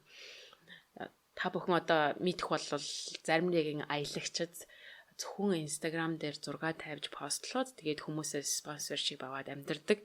Бүтэн цагийн Instagram дээр одоо зураг тавьдаг тийм ажилтай хүмүүс ч байдаг. Тэгээд дээр энийг аялагч нар нь бол тухайд бас нэлийн шууган төржсэн болохоор ингээд явж байгаа юм нэг их хадны хажуугаар явж байгаа галт иргэн дээр галт иргэнээс ингэж тоолгоогооч биш бүтэн бие ингэж гаргаж ирээд эрэгтэй эмэгтэй хоёулаа ингээд зүгдж чагаад үнсэлцээ зураг авахгүйла тэрийг Instagram дээр тавьсан. Тэгээд түүнээс бүр шууган тарьжсэн. Одоо энэ хүмүүс чинь нэг Instagram нэтлүүлээ амиа өхөөс буцах ойлжээ гэдэг тийм зүйлүүд гарч ирсэн. Тэгээд мэдээж нэг төрлөөр одоо харахаар ердийн хүмүүсийг эрхчлөлтөд болгосон зөвхөн одоо аялалч гэдэг юм уу хийнгээ өөрийнхөө дуртай зүйлийг хийнгээ нохойноо зургийг 50-гаа өөртөө Instagram-аар мөнх боломжтой болсон боловч нөгөө талаас харах юм бол бас байгаль орчинд нэг буруу нөлөө үзүүлж байсан. Өмнө тэр болгон хүн ирдэггүй байсан байгалийн сайхан газар бол нөгөө хүмүүс зөвхөн Instagram дээр зураг тавих гал өхөн хатан тийш очиод Instagram дээр л зураг тавьж илүү чамаагүй гээл те бүх зүйлийг хийдэг байсан. Тэгэд яг нөгөө нэг Instagram дээр тавьсан зураг айгүй гоё зураг яг үний хэрэгтэй байх юм бол хойно амар олон хүн очирлцсан гэд битүү шавцсан тийм газрыг хүртэл гоё гаргахын төлөө явдаг байсан. За энэ талаас харах юм бол нийгмийн хүмүүсийн амьдралд бол юу гарч ирсэн бэ гэхлээр Instagram-аар бүр өвчсөн. За Instagram-ийн 2015 онд бол Instagram-ийн хэрэглэгчдийн 50% нь бол тийм 10 жилийн насны 20-оос доош насны залуу хүмүүсээс тэтгээр сэтгэл зүйд нь бас нэлээд том өөрчлөлт гарсан болохоор сэтгэл зүйчтэй хэлж байгаагаар болох юм бол anxiety бий одоо хин нэгнээс гоё амьдраад байгаа юм шиг санагдахгүй ч гэдэм үү сэтгэл готролд орох нөгөө талаас нөгөө нэг Instagram-да тийм хүл үтэн аюу гой зураг төгс зураг хийхгүй бол юмын амьдрахгүй юм санагдах. Эсвэл ингээд Instagram-ийн найз нарын зураг ч юм уу бус хүмүүсийн зургийг харахад тэдний зураг төгс. За тэгээд аюу олон гоё ингээд гадаршаа явдаг гоё газруудаар яддаг болохоор өөрөө сэтгэл готролд орох гих мэтлэн тийм одоо шинж тэмдгүүд бас илэрч гисэн. За түүнийхээ хажуугаар түрүүнд хэлсэн Instagram дээр зөвхөн Instagram-аас зөвхөн мөнгө олдог бүтэн цаг ажиллаад тэндээс 100% орлогоо олдог хүмүүс их байсан учраас өөрөөр хэлбэл дагагчдын тоо маш чухал байсан учраас түүнийг дагаад хуурамч дагагчтай fake followers хуурамч дагагчтай бас гарч ирсэн. Тийм бизнес хүртэл гарч ирсэн. Бараг 100 эдхэн доллар төлөөл 2-3 мянган дагагч хүнээс чи 10,000 дагагч хүртэл хуурамч хийх дагагчтай боломжтой болсон. За тийм үед гарч ирсэн. За тэгэнгүүт чинь нөгөө нэг зар сурчлагаа тавьж байгаа яг нөгөө томоохон компани ч юм уу тий зөвхөн том корпорац эсвэл одууд ч юм уу зар сурчлагаа тавьж байгаа хүмүүсийн хувьд харахаар хэрвээ дагагчт нь хуурамч юм бол манай зар сурчлага үр дүнгүй байх нэ гэдэг зүйл гараад ирнэ шүү дээ тий. За тэгээд үүнийг нь Instagram мэдсэн. Тэгээд дээрэс нөгөө нэг Facebook-ээс дарамт ирсэн учраас $1 тэрбум зар сурчлагын орлого заавал олох хэрэгтэй гэдэг дарамт ирсэн учраас ерөнхийдөө Instagram-ын хэрэглэгчдийг бүгдийг цэвэрлэгээ хийсэн. За тэгээд алгоритм гаргаж бас энэс контролдох шаардлагатай болсон. Зарим хүмүүс одоо ингээл амар хурдан чаталж мадлаад авах юм бол тэр нь хүртэл ингээ блоклуулдаг тий. Роботоо ингээ блоклуулдаг. Тэгсэн чинь тэр нөгөө нэг 10 жилийн хүүхдүүдэлтэй бичигдэлэн чаталж байсан байх жишээтэй жинхэнэ хүн байсан ч гэдэг юм уу тий. За тэгээд хуурамч аккаунтуудыг бүгдийг 2014 оны сүүл гэхэд дараа жил нэг маш их зар сурчлагаас мөнгө олох шаардлагатай учраас их зэрэглэгээ явуулаад тэгээд хуурамч гэж бодогдсон бүх аккаунтууд устгадаг. Тэгээд тэгсэн чинь тухай Justin Bieber-ийн бүр 3.5 сая фэн устгагдсан. Одоо Монголын хүн амтаа тэнцэх. Followers нь устгагдсан дээр фейк гэж одоо тэгээд хүмүүсээс бас ингээд айгүй их гомдол иржсэн юм л да. Миний жинхэнэ аккаунт байсан, миний жинхэнэ followers-ыг аачлаа гэд. За тэгээд ерөөхдөө Instagram томорсныг хэлэхөө ерөнхийдөө ингээд Facebook-д орлого хэрэгтэй байсан учраас юм орлогын машин болж нэг талаас бас хуурсан гэж хэлж болох юм те. Тэгээд followers эднэртэй бол маш ингэж анхааралтай ханддаг болсон. Зар сурталчааныхаа орлого руу ингэж анхааралтай ханддаг тийм үе болж ирсэн. За дараагийн хэсэгт нь болохоор за нөгөө Snapchat ч хийцүүцээ. Snapchat юу н томорсон. Тэгээд өдөрт 100 сая хүн ингээд итгэвтэйгээр логин хийгээд ашиглаж байна гэдэг тооцоо гэд хараад тий. Тэгээд Instagram дээр ажиллаж байсан хүмүүс ч гэсэн одоо энийг нэг тийшээ болохгүй мó. Instagram тэр Snapchat дээр болоод байгаа тэр stories нь амар мундаг функц зах шиг байна. Энийг Instagram дээрээ хийл та гэд илүү олон ажилчид нь санал болгоод исэн. Тэгээд яг үнэхээр тэдний санал болгож байгаа зүйл нь үнэн байсан. Instagram дээр ямар асуудлууд гарч ирсэн бэ гэхээр нөгөө айгүй тийм гой зураг тавих хэрэгтэй тийм өндөр шалгууртай иргэн тойрон бүгд гой зураг уусаа тэр нь ингээд Instagram-ийн стандарт болсон. Тэгэхээр хүмүүс яадаг вэ гэхээр баахан зураг авч авчихснаа тэндээсээ ганцхан зураг ч юм уу сонгоол тэгэл тэрийгэ мангар гоё эдитлж байгаа л фильтрдж байгаа л тэгэл тавьдаг. Тэгэхээр нөгөө сонирхолтой зургууд авсан байсан ч гэсэн ингээд эргэлзээл тавьдгүй ч юм уу. За 10 жилийн хүүхдүүд болохоор бүр ингэдэг гинэ Америкт нэг селфи тавихынхаа өмнө эхлээд групп чат руу тэрийг оруулна гинэ. За би ийм зураг авах чинь гэл тавих чинь гэл те. Тэгэл найзууд нь хэрэг тэн дээр нь одоо ямар реакшнтай байна те. Нэлээ эрэг реакшнтай байвал за энэ болохоор юм шиг байна гэд Instagram постлог гинэ. Тэгээд тавьсныхаа дараа те тэр нь 11-ээс их лайк заавалах хэрэгтэй гин. Тэгээ 11-ээс их лайк авахгүй бол устгахдаг гин. Тэгэхээр бас нэг тийм нөгөө нэг Instagram дээр чинь лайк, follower нь бас харагдаад болохоор цензур тавьдаг ч юм л те тоон хоёрын хооронд хитгэл лайктай зураг тавих чинь ингээд айгу ичмэр зүйл гэдэг тийм өөрийгөө бусдтай харьцуулцдаг. За тэгээд хаяадаа л нэг пост оруулж авахгүй бол байнга тавиад ахаар нэг постэнд орох нөгөө лайк нь бас цөөрчин гээл те. Тэгээд бас нөгөө Instagram руу оронгууд чинь ингээл айгүй олон celebrity, олон танил хүмүүсийн келцаалстай гой зургнууд даар дүүрэн болсон. Угаасаа алгоритм нь хин олон пост идэвхтэй оруулж чинь тэр нь ингээд дээдлэлт нь харагдана гэсэн тийм тухай үед алгоритмтай. Тэгэхээр ингээл хүмүүс Instagram руу оронгууд нэг л их амьдрал нь амар гоё тийм гоё газраар яваал гоё зүйл идэж ууж өмсөөл те.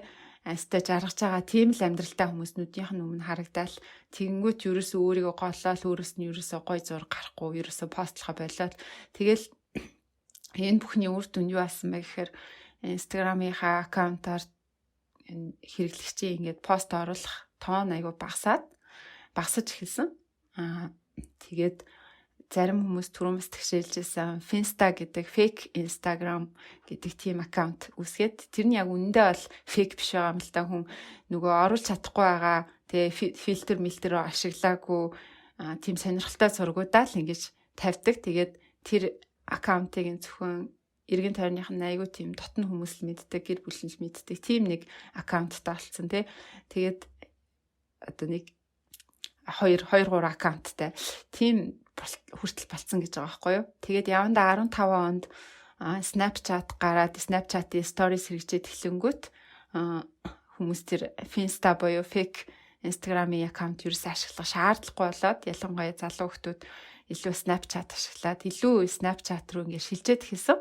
Тэгэл энийг нөгөө нэг ажиглаж байгаа тийм Instagram-ийн ажилчид System хэлээлтэй. System болохоор нөгөө анхныхаа л үзэл баримтлал Instagram Snapchat хоёр чинь шал өөр хоёр газартай, шал өөр стратегтэй, өөр зүйлс нэг нь нөгөөтгөө хуулбарлах шаардлагагүй бид нар илүү дээр зүйл сэтгэж чадахгүй мүү гээл те.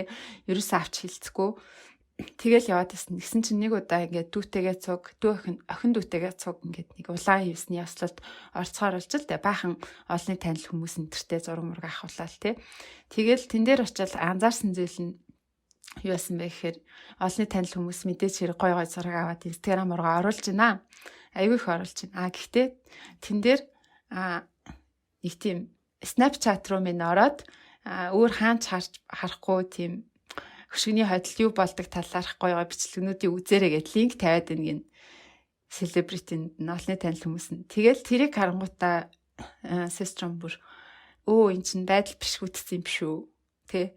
Одоо олонний танил хүмүүс бүрстэй хамгийн мундаг постлох зүйлгүй гэдэг хүмүүстэй хамгийн гоё контенттой байх ёстой хүмүүс чинь хүртэл одоо Instagram дээр хүссэн зүйлээ постлж чадахгүй болсон юм байна. Өөр дээрээ ч гэсэн бодоод үзэнгүүт аюу олон зураг авсан боловч тэрийгээ шүүж харж байгаа л за энийг л тавигээл ганц хоёрын сонгодог тий. Тэгэхээр угаасаа Instagram дээр постлох тоон буурахгүй яах вэ гэд. Тэгээд нэг юм ойлгоод тэгээд сториг одоо Instagram дээр хөгжүүлэх шийдвэрийг гаргаад тэгээд тэр нь бас дэж маш амжилттайгаар хэрэгжээд тэг яг тухайн үедээ Snapchat-ыг хуусан гэж нэлээ шүмжлүүлжсэн ч гэсэн энэ дээр бол систем айгүй зөв тактик ашиглаад угаасаа тийм хуусан stories-ыг хуусан болохоор ерөөсөө нэр мөрийн ч өөрчлөе гэж бодоагүй Snapchat дээр stories гэдэг нэртэй манад ч гэсэн story болоод орж иж байгаа. Тийм тэгээд яагаад хуусан бэ гэхээр эн чи яг л нөгөө email messenger гэдэгтэй адилхан харилцааны шинэ хэлбэр болсон юм байна. Тэгэхээр бид нэр эхлээд innovation буюу нээлтийг Snapchat хийсэн. Гэхдээ бид нар бол ингээд яалтчгүй хэрэглэгчтэй зориулаад энийг ашиглахгүй болохгүй байсан юм а гэд. Тэгээд хийсэн чинь нэг шүмжил өртөөгүй. Тэгээд тэгсгийгээд дууссан. Тэгээд энэ бүхний эцэст Instagram бол нөгөө зарим нэг одоо Америк ч юм уу Европын зах зээлд Snapchat-ад ялагдаад байсан зах зээлүүд байсан. Тэгээд тэд нар дээрээ бол сторигийн ачаар буцаад ялалтыг ингээд өөр дээрээ эргүүлж авч чадсан юм а. Энэ story гэдэг функц л одоо Instagram, Snapchat-ийн хоёрын хувьд бол хэн ялах уу, хэн ялагдах уу гэдгийг шийдэж чадсан юм том тулаан байсан юм а гэж тайлбарсан байна. За тэгээд Instagram бол ингээд stories гэдэг зөв функшнтай болоод ерөнхийдөө ингээд сайжраад юунтэй Snapchat-д ялагдахгүй гэдгийг гаргаад тэгээ Facebook-ийн хувьд ч гэсэн орлого нь орж ирэх нь баттай болж байгаа. Гэтэ Mark Zuckerberg-ийн хувьд болохоор энэ бол хангалттай биш байж байгаа юм л да. Өөрийнхөө хувьд энээс илүү одоо зүйл хийх хэрэгтэй гэдэг зүйлийг бол ингэж шаардаж эхэлж байгаа. За тэгэнгүүтээ яг энэ үеэр нь өшөө зүйл хийх хэрэгтэй байна гэж бодож байгаа хоёр нь бас юу асан бэ гэхээр 2016 оны сонгуулийн тухай сенсац бол яг Facebook руу гарч ирдэг. За мэдээж та бүхэн мэдж байгаа 2016 оны сонгуульд бол ялангуяа хуурамч мэдээлэл, худал одоо мэдээлэл гэдэг зүйл маш том нөлөө үзүүлсэн. Түүнээсээ болоод дараа нь хүмүүс ярьж байгаа юм л Hillary Clinton-ны тухай маш олон хуурамч мэдээлэл сошиал медиа цацагдсанаас болж Hillary Clinton алдаж Trump гарч ирэх болсон гэдэг энэ тийм зүйл байсан. Тэгээд ерөнхийдөө бол хүмүүс Facebook-ийг бол маш их буруутгаж байсан. Түүний дараа бол Facebook-оос конгресст очиж одоо ерөнхийдөө баг шүүх хурамшигтай мэдүүлэг өгч байсан. Тийм зүйл одоо ер нь болсон. Энэ бол маш том хэрэг болсон. Тэгэхээр хань юу байсан бэхээр Facebook бол алгоритмаар удирддаг гэж түрүүнд ярьж байсан. Учир нь юм бол одоо хүн ямар мэдээ хармаар байна тэрнтэй ойрхон мэдээллийг харуулцдаг. За тийм болохоор нэг мэдээллийг ингээл хуурамч мэдээлэл хараад эхлэнгүүт тэрнтэй төстэй юмнууд улам харуулад өөрийнхөө бабл дотор орвол тэгэл ингээд хуурамч мэдээлэл улам утаал тэрийг буцаагаад хүмүүс шеэрлэл ингээ явцдаг. За тэгээд түүнээс нь басан. За түүнээс гадна бас Оросын холбоотой зүйл бас маш их бас нөлөө байсан гэдгийг бол дараа нь Facebook өөрөө бас хүлээн зөвшөөрсөн. Тэгээд учир нь юм бол одоо түрүүнд хэлжсэн зар сурталчилгаа явуулахдаа Instagram бол яг хүн гараар сонгодог энэ зар сурталчилгааг энийг зөвшөөрөхгүй гэж нэг бүрчлэн сонгодог хүний оролцоо маш ихтэй байсан. Харин Facebook бол кредит картыг хүн хинч байсан хамаагүй хүн кредит картыг гээл за энийг постээ зар болгоё гэд оруулах юм бол ерөөс ингээд хамаагүй ордог. Тийм зүйл байсан учраас машин хойно алгоритм явдаг байсан учраас бас гадны нөлөөтэй жишээл Оросын пропаганда ч юм уу тиймэрхүү хүмүүс маш их мөнгөөр зар сурталчилгаа авч худалдаж авч буст хийгээд тэгээд 2016 оны сонгуулиаг ерөнхийдөө орвонгоор нь эргүүлсэн гэдэг нь бол дараа нь Facebook одоо тоогоо дэлгэхтэй бол ерөнхийдөө тодорхой болсон байдаг. За ерөнхийдөө машин сенсацтай Facebook-ийн хувьд бол ерөнхийдөө ингээл Mark Zuckerberg бол толгойн байнгын өвдөс ингээд байнга л хуульчид хэрүүл уруул медианы гол ерөнхийдөө Facebook бол өөрийнхөө үнцнийг алдсан хүмүүс бол дургу болоод аль хэдийн эхэлсэн. Facebook-д бол хүмүүс ерөнхийдөө тийм хар талаас нь хардаг байсан бол харин Instagram-ийн хувьд бол ерөөсөд хэрэн зүрд оролцоог байсан. Яг яс юм дээр бол Instagram бас зар сурталчилгаа явуулахдаа Facebook-ийн алгоритм хэрэглээд эхэлсэн байсан түрүү жилээс өмнө. За тэгсэн хэрнээс Instagram бол ингээд гигэн цайлгаан одоо интернетд байгаа айгүй гоё, тайван, хамгийн гоё гэгээлэг юмнууд тавигддаг газар гэдэг тийм ойлголттой байсан. Яг ингээд сайн харах юм бол бас хүмүүс Facebook, Instagram хоёр нэг эзэнтэй гэдгийг нь ч зарим хүмүүс мэддэггүй явдаг. Тэгээд зарим хүмүүс бүр ингээд интернетийн хар муухайгаас гарахын тулд Instagram руу очдог. Тиймэрхүү байдалтай байсан. Тэгэхээр ерөнхийдөө нэр хүндээ бол Facebook шиг Instagram бол алдаагүй байсан. Тийм ч учраас бас Mark Zuckerberg-ийг харах юм бол Instagram бол өөрийнх нь хувьд бас нэлээд чухал байсан тийм. Гэхдээ ямар асуудал гарч ирсэн бэ гэхээр Facebook-ийн хэрэглэгчдийн тоон ерөнхийдөө их байсан боловч нэг хэрэглэгч Facebook дээр өнгөрүүлэх цаг нь угаасаа хамаагүй багасж эхэлсэн. За түүнийгээ дагаад маш Facebook-ийн хэрэглэгчэндээ их болохыгаа тэр хэмжээгээрээ нэг хүн маш олон найзтай болсон. Тэгэнгүүт нөө дээр үд чинь л нөө би тийм хийж ийм хийж гэл ингээд найз нартаа апдейт хийдэг байсан бол одоо тэрийг ерөөсөө хэлэхээ болсон. Учир нь хэм бол одоо ингээд ээж аав чинь хамаг хүмүүс найз таньдаг хүн чинь тэгэл нөө XMX хуучин найз хуучин за найз залуу молоо тэрний чинь найз майз бүх хүн хамаг хүнтэй хамаач мэн найз. Тэгвэл нөгөө нэг Facebook дээр хүмүүс постлохоо болж эхэлсэн. Тэгвэл постлохоо болонгод нөх бас үцгээ болж эхэлж байгаа байхгүй юу. За тэрийг шийдэх хэрэгтэй болчихсон. За тэгээд яаж шийдсэн бэ гэхээр энийг болохоор хэрвээ хин нэгэн хүн чиний таньдаг найз чинь чиний мэддгүү газар ямар нэгэн газар л олон одоо паблик юм дээр л пост хийх юм бол тэрийг нь чиний фид дээр гаргадаг болсон байгаа байхгүй. Жишээл яадаг штэ нэг найз чинь тэрэн дээр пост хийлээ тэрийг лайклаа гэд чиний фид дээр гараад ирдэг штэ хараа мог юм. Тийм байдлаар улам ингээ фидэл ньюс фидэл ингээ сайн болгохгүй тиймэрхүү зүйлүүдийг бас ингээ Facebook-ийн үед ингээ хийчихсэн байгаа. За тэгээд Facebook Mark Zuckerberg Instagram-ыг ерөнхийдөө юунд буруутгаж байсан бэ гэхээр Instagram Facebook-ийн хэрэглэгчдийг татаж аваад байна.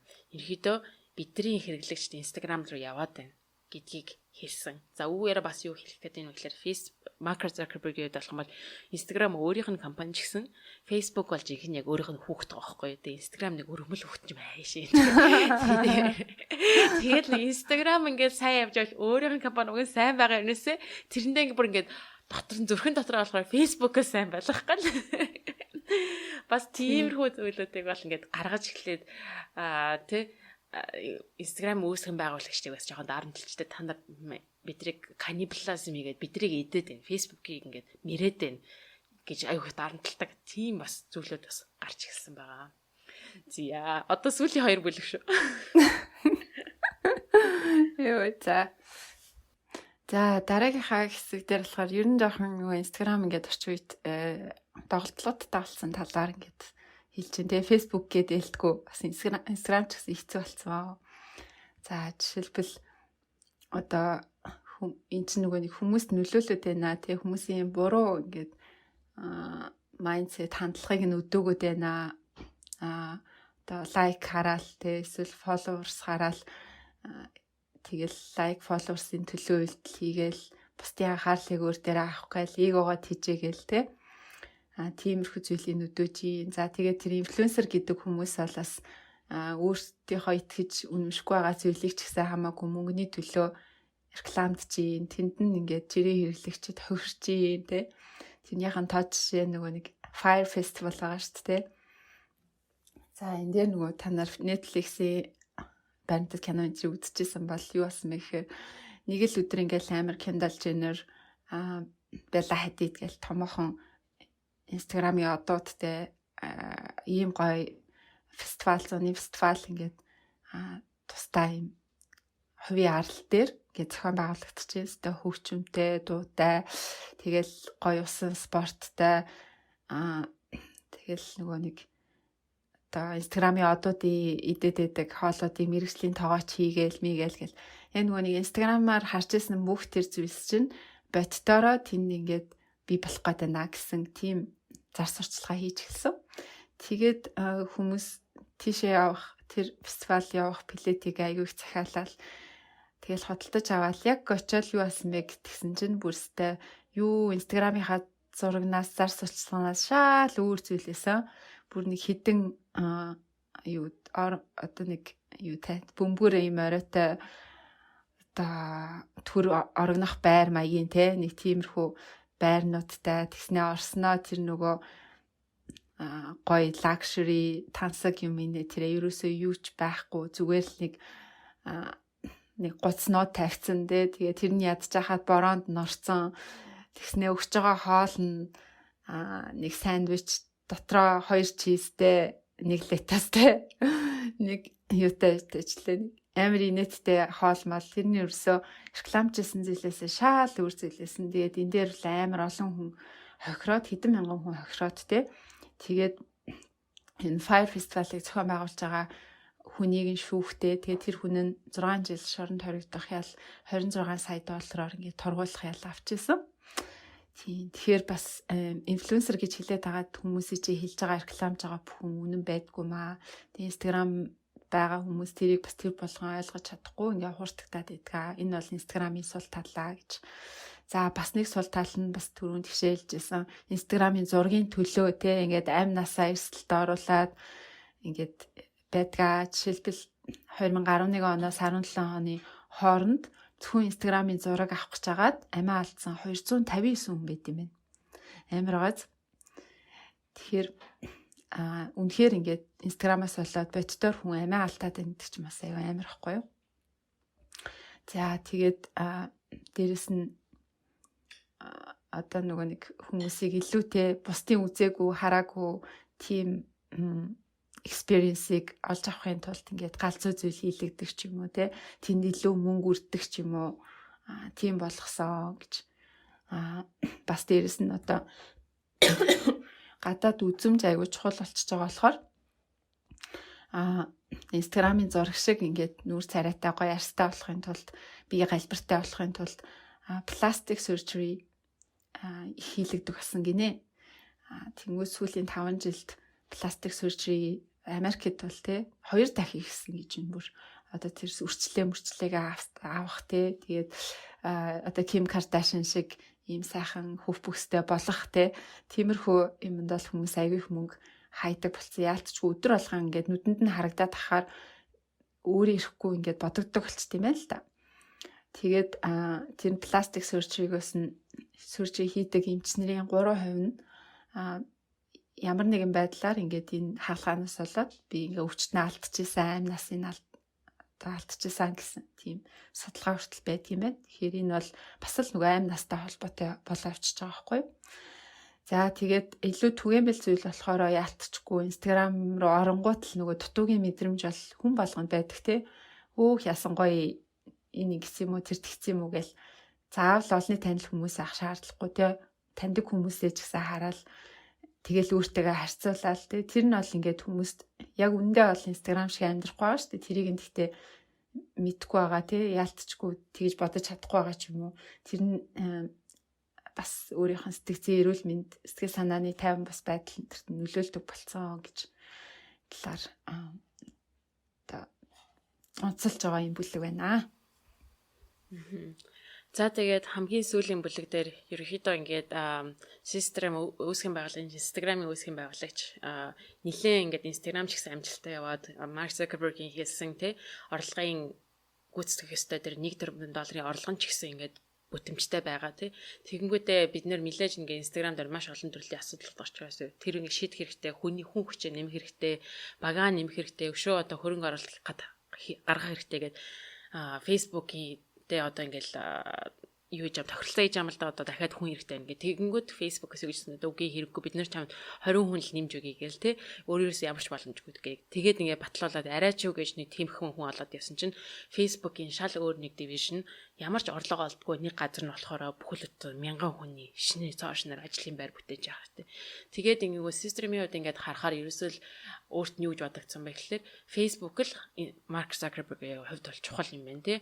Instagram бол ерөөсөө чухал тооцогдохгүй. За тэгээд маш олон асуудал байхад ч гэсэн тэр нь чухал тооцогдохгүй. За тэгээд мэдээж бүх зүйлүүдийг нь орлогоо оруулж ийн нэр хүндийн сайн гаргаж ирж ийн ерөнхийдөө л Facebook-ийн групп компаниудын хувьд харахад нэлийн хамгийн алдартай чанга сайн явж байгаа нь болохоор Instagram яах аргагүй мөн байхад ч л Instagram ерөөсөө Facebook-ийн нийт 30% орлогыг оруулдаг гэж байгаа байхгүй дангаараа. Тийм байхад ч хийсэн гаргасан ажил нь бол ерөөсөө үнэлэгдэхгүй байна гэдгийг бол өөрөө айгүй их тэгж дүнгэж харж ирсэн. За тэгээд яах аргагүй энэ удаа хугацаанд ерөөсөө үнэлэгдэхгүй яваад байна тий. Тэгээд тэгэхээр ингээл өөрийнх нь хувьд ч гэсэнтэй тэр бол нэг сонирхолтой болж байгаа. За тэгээд эхнэр нь яах вэ яарахгүй төрөөд тэгээд ингээд тухайд нь бол өөрөө төр зөр нөгөө нэг хүүхэд гаргасны амралт тий эхнэрийнхээ хүүхэдтэй байхаагаа амралт дээр аваад тэгээд байжсэн. За тэгээд тэр үеийн Instagram ингээд 1 тэрбум хэрэглэгчийн milestone-ыг хийчихэж байгаа. Тэгмэд ерөөсөө дэлхийн 2 дахь том одоо олон нийтийн сүлжээ гэдэг нь угаасаа баталгаатай. Facebook болохоор 2.6 тэрбум хэрэглэгчтэй байх. Instagram 1 тэрбум хэрэглэгч. Маш том юм milestone-ыг ингээд даван туулаад гарч ирсэн чинь Zuckerberg-ийн одоо олонний өмнө хэлсэн үг нь юу гэсэн гэхээр Facebook бол Instagram бол Facebook-ийн инфраструктурыг ашиглаад хэрвээ ганцаараа байснаас илүү хэд дахин илүү хурцтайгаар өссөн. Тийм болохоор бидний хувьд 1 тэрбум долларын milestone зэрэг бол бидний хувьд маш чухал юм байна. Facebook-ийн хувьд гэж хэлээд дуусгаж байгаа. Тэгэхээр ерөөсө Instagram-ийн багийнхныг ч юм уу, Instagram-ыг зөвхөн амжилтанд хүрлээ гэж огтхон ч сайшрахгүй байгаа гэдгийг нь бол систем өөрөө ойлгож байсан.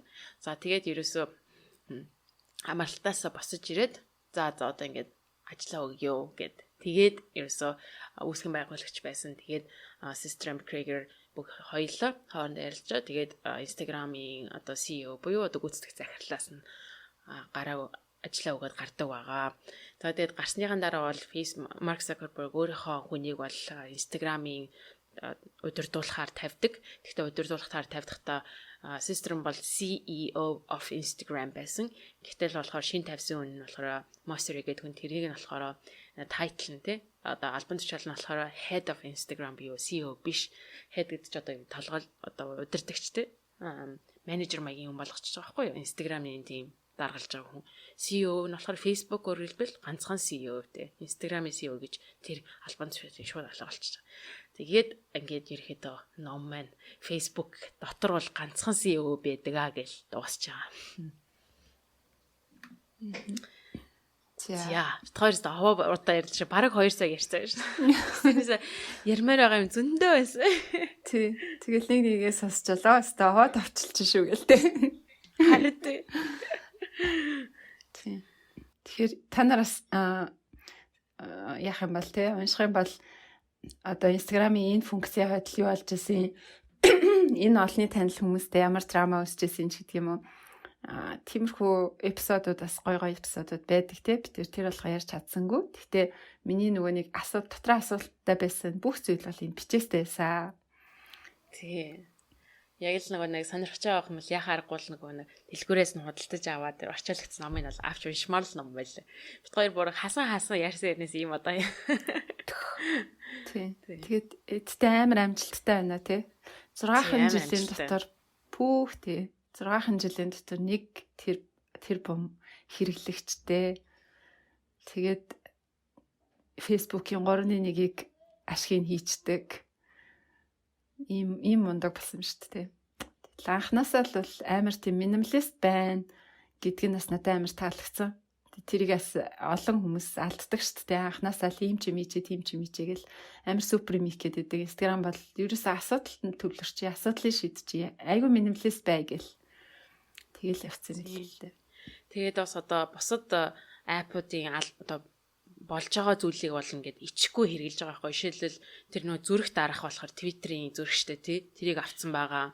Тэгээд өшөөчний үлээ Snapchat-ын дээр сториг авцсан байгаа гэдэг шууд ингээд хуулаад хийсэн. Гэтэ өөртөө тохируулаад ингээд яг л ингээд зөрөгтэй хийсэн. Тэр нь аягүй сайн бол community-г үүсгэсэн. Тий. Яа. Тий. Тэгэл community үүсгэх гэдэг дээрээ бас нэлээ акцент өгсөн тий. Тэгэл явж хүмүүс хүндэл татагдчихж байгаа байхгүй юу? Машины алгоритм шүү дээ. Тий. Тэгээ одоо харсан ч гэсэн Instagram ингээд хамгийн гайгүй эерэг газар штэ. Гайгүй ганц орж үзье гэх юм бол Instagram л. Тий. Тий. Тэгэл нөгөө гайгүй газар байлгахын тулд одоо би тэр яриаг үл дээ. Тэр жишээлбэл Taylor Swift-ийн нөгөө коммент дээр нь баахан snake emoji гараад ирсэн. Тэр минийг ингээд устгаал тий. Тий. Тэгээ шинэ функц нэвтрүүлээд яаж комментуудыг контролдох вэ? Хэний комментиг хамгийн их харуулах вэ, тий? Олон хүн комментлахаар ингээд учрыг нь олохгүй бол яаж харуулмалах вэ? Та бөө ингээд бөөл бодлоготой юм а. Тэрнийхэн тухай бол ингээд яг дэлгэрэнгүй яг ном дээр уншвал байгаа. Одоо ингээд хоёлаа баг 2 цаг ярих юм шүү. Тэр яриад ингээ 2 цаг яриад үнэхээр барсангүй. Тэгээ энэ настай гоё дитейлд тэгээд хэрэглэгчийн хувьд ч дээрсэл нөгөө стартапын талаар сонирхдаг хүний хувьд ч тэр бүрстэй айгуу гоё ном байсан. Бүрстэй ойр уншааг гоё ном байна. Харин тийм байлаа. За одоо ингээд энэ удаагийн дугаарыг өндөрлөе. Тэг өндөрлөхөөс өмнө бүгдээ спонсород ордъя. Think Pharma байгаа. Эрүүл амьдралын хэв маяг түгээцгээе. Эрүүл мэндэ чанарыг хэмлэгч подкастын мэдтгэгч Think Pharma. Нэрээ Think Pharma маань Coffee Fellows-ыг бас нэг адилхан компани оруулж ирдэг. Мэдхүү. Биднээс өмнө номын хандвийн зохион байгуулж байхдаа Coffee Fellows тэр номоо цуглуулжсэн. Одоо ч гэсэн манай Unlock-ийн нэрмжит номын сан байдаг шүү дээ. Циркийн хайталт байдаг. Coffee Fellows-ийн салбарт. Тийм. Тэгээд Coffee Fellows маань Shangri-La циркийн тийм салбартаа одоо дахиад 3 дахь салбараа зайсанд нээж байгаа юм билээ. Оо за. Манай сонсогчид очиж бас үйлчлүүлж болох нь байна. Тийм. Нөгөө нэг бид нар сонсогчдод очиод ном өгөхөр өнгөө кофе өгдөг маань хэвээрээ гоё нөгөө циркийн хажуудлын салбарт эсвэл дууссан байгаа юу? За тэрийг би ойр сонсоог болохоор мэдэхгүй байна. Айгуул дууссан байж магадгүй. Гэхдээ саяхан өчигдөр луурчигдэр очсон чинь стил ном нь 50-р дээрээ нэлээд дүүрээ хэвээрээ лээ. Тэгэхээр нөгөө манай сонсогчдод бас өнгөө ном юм чинь гээл те. Хулгаалал штэ.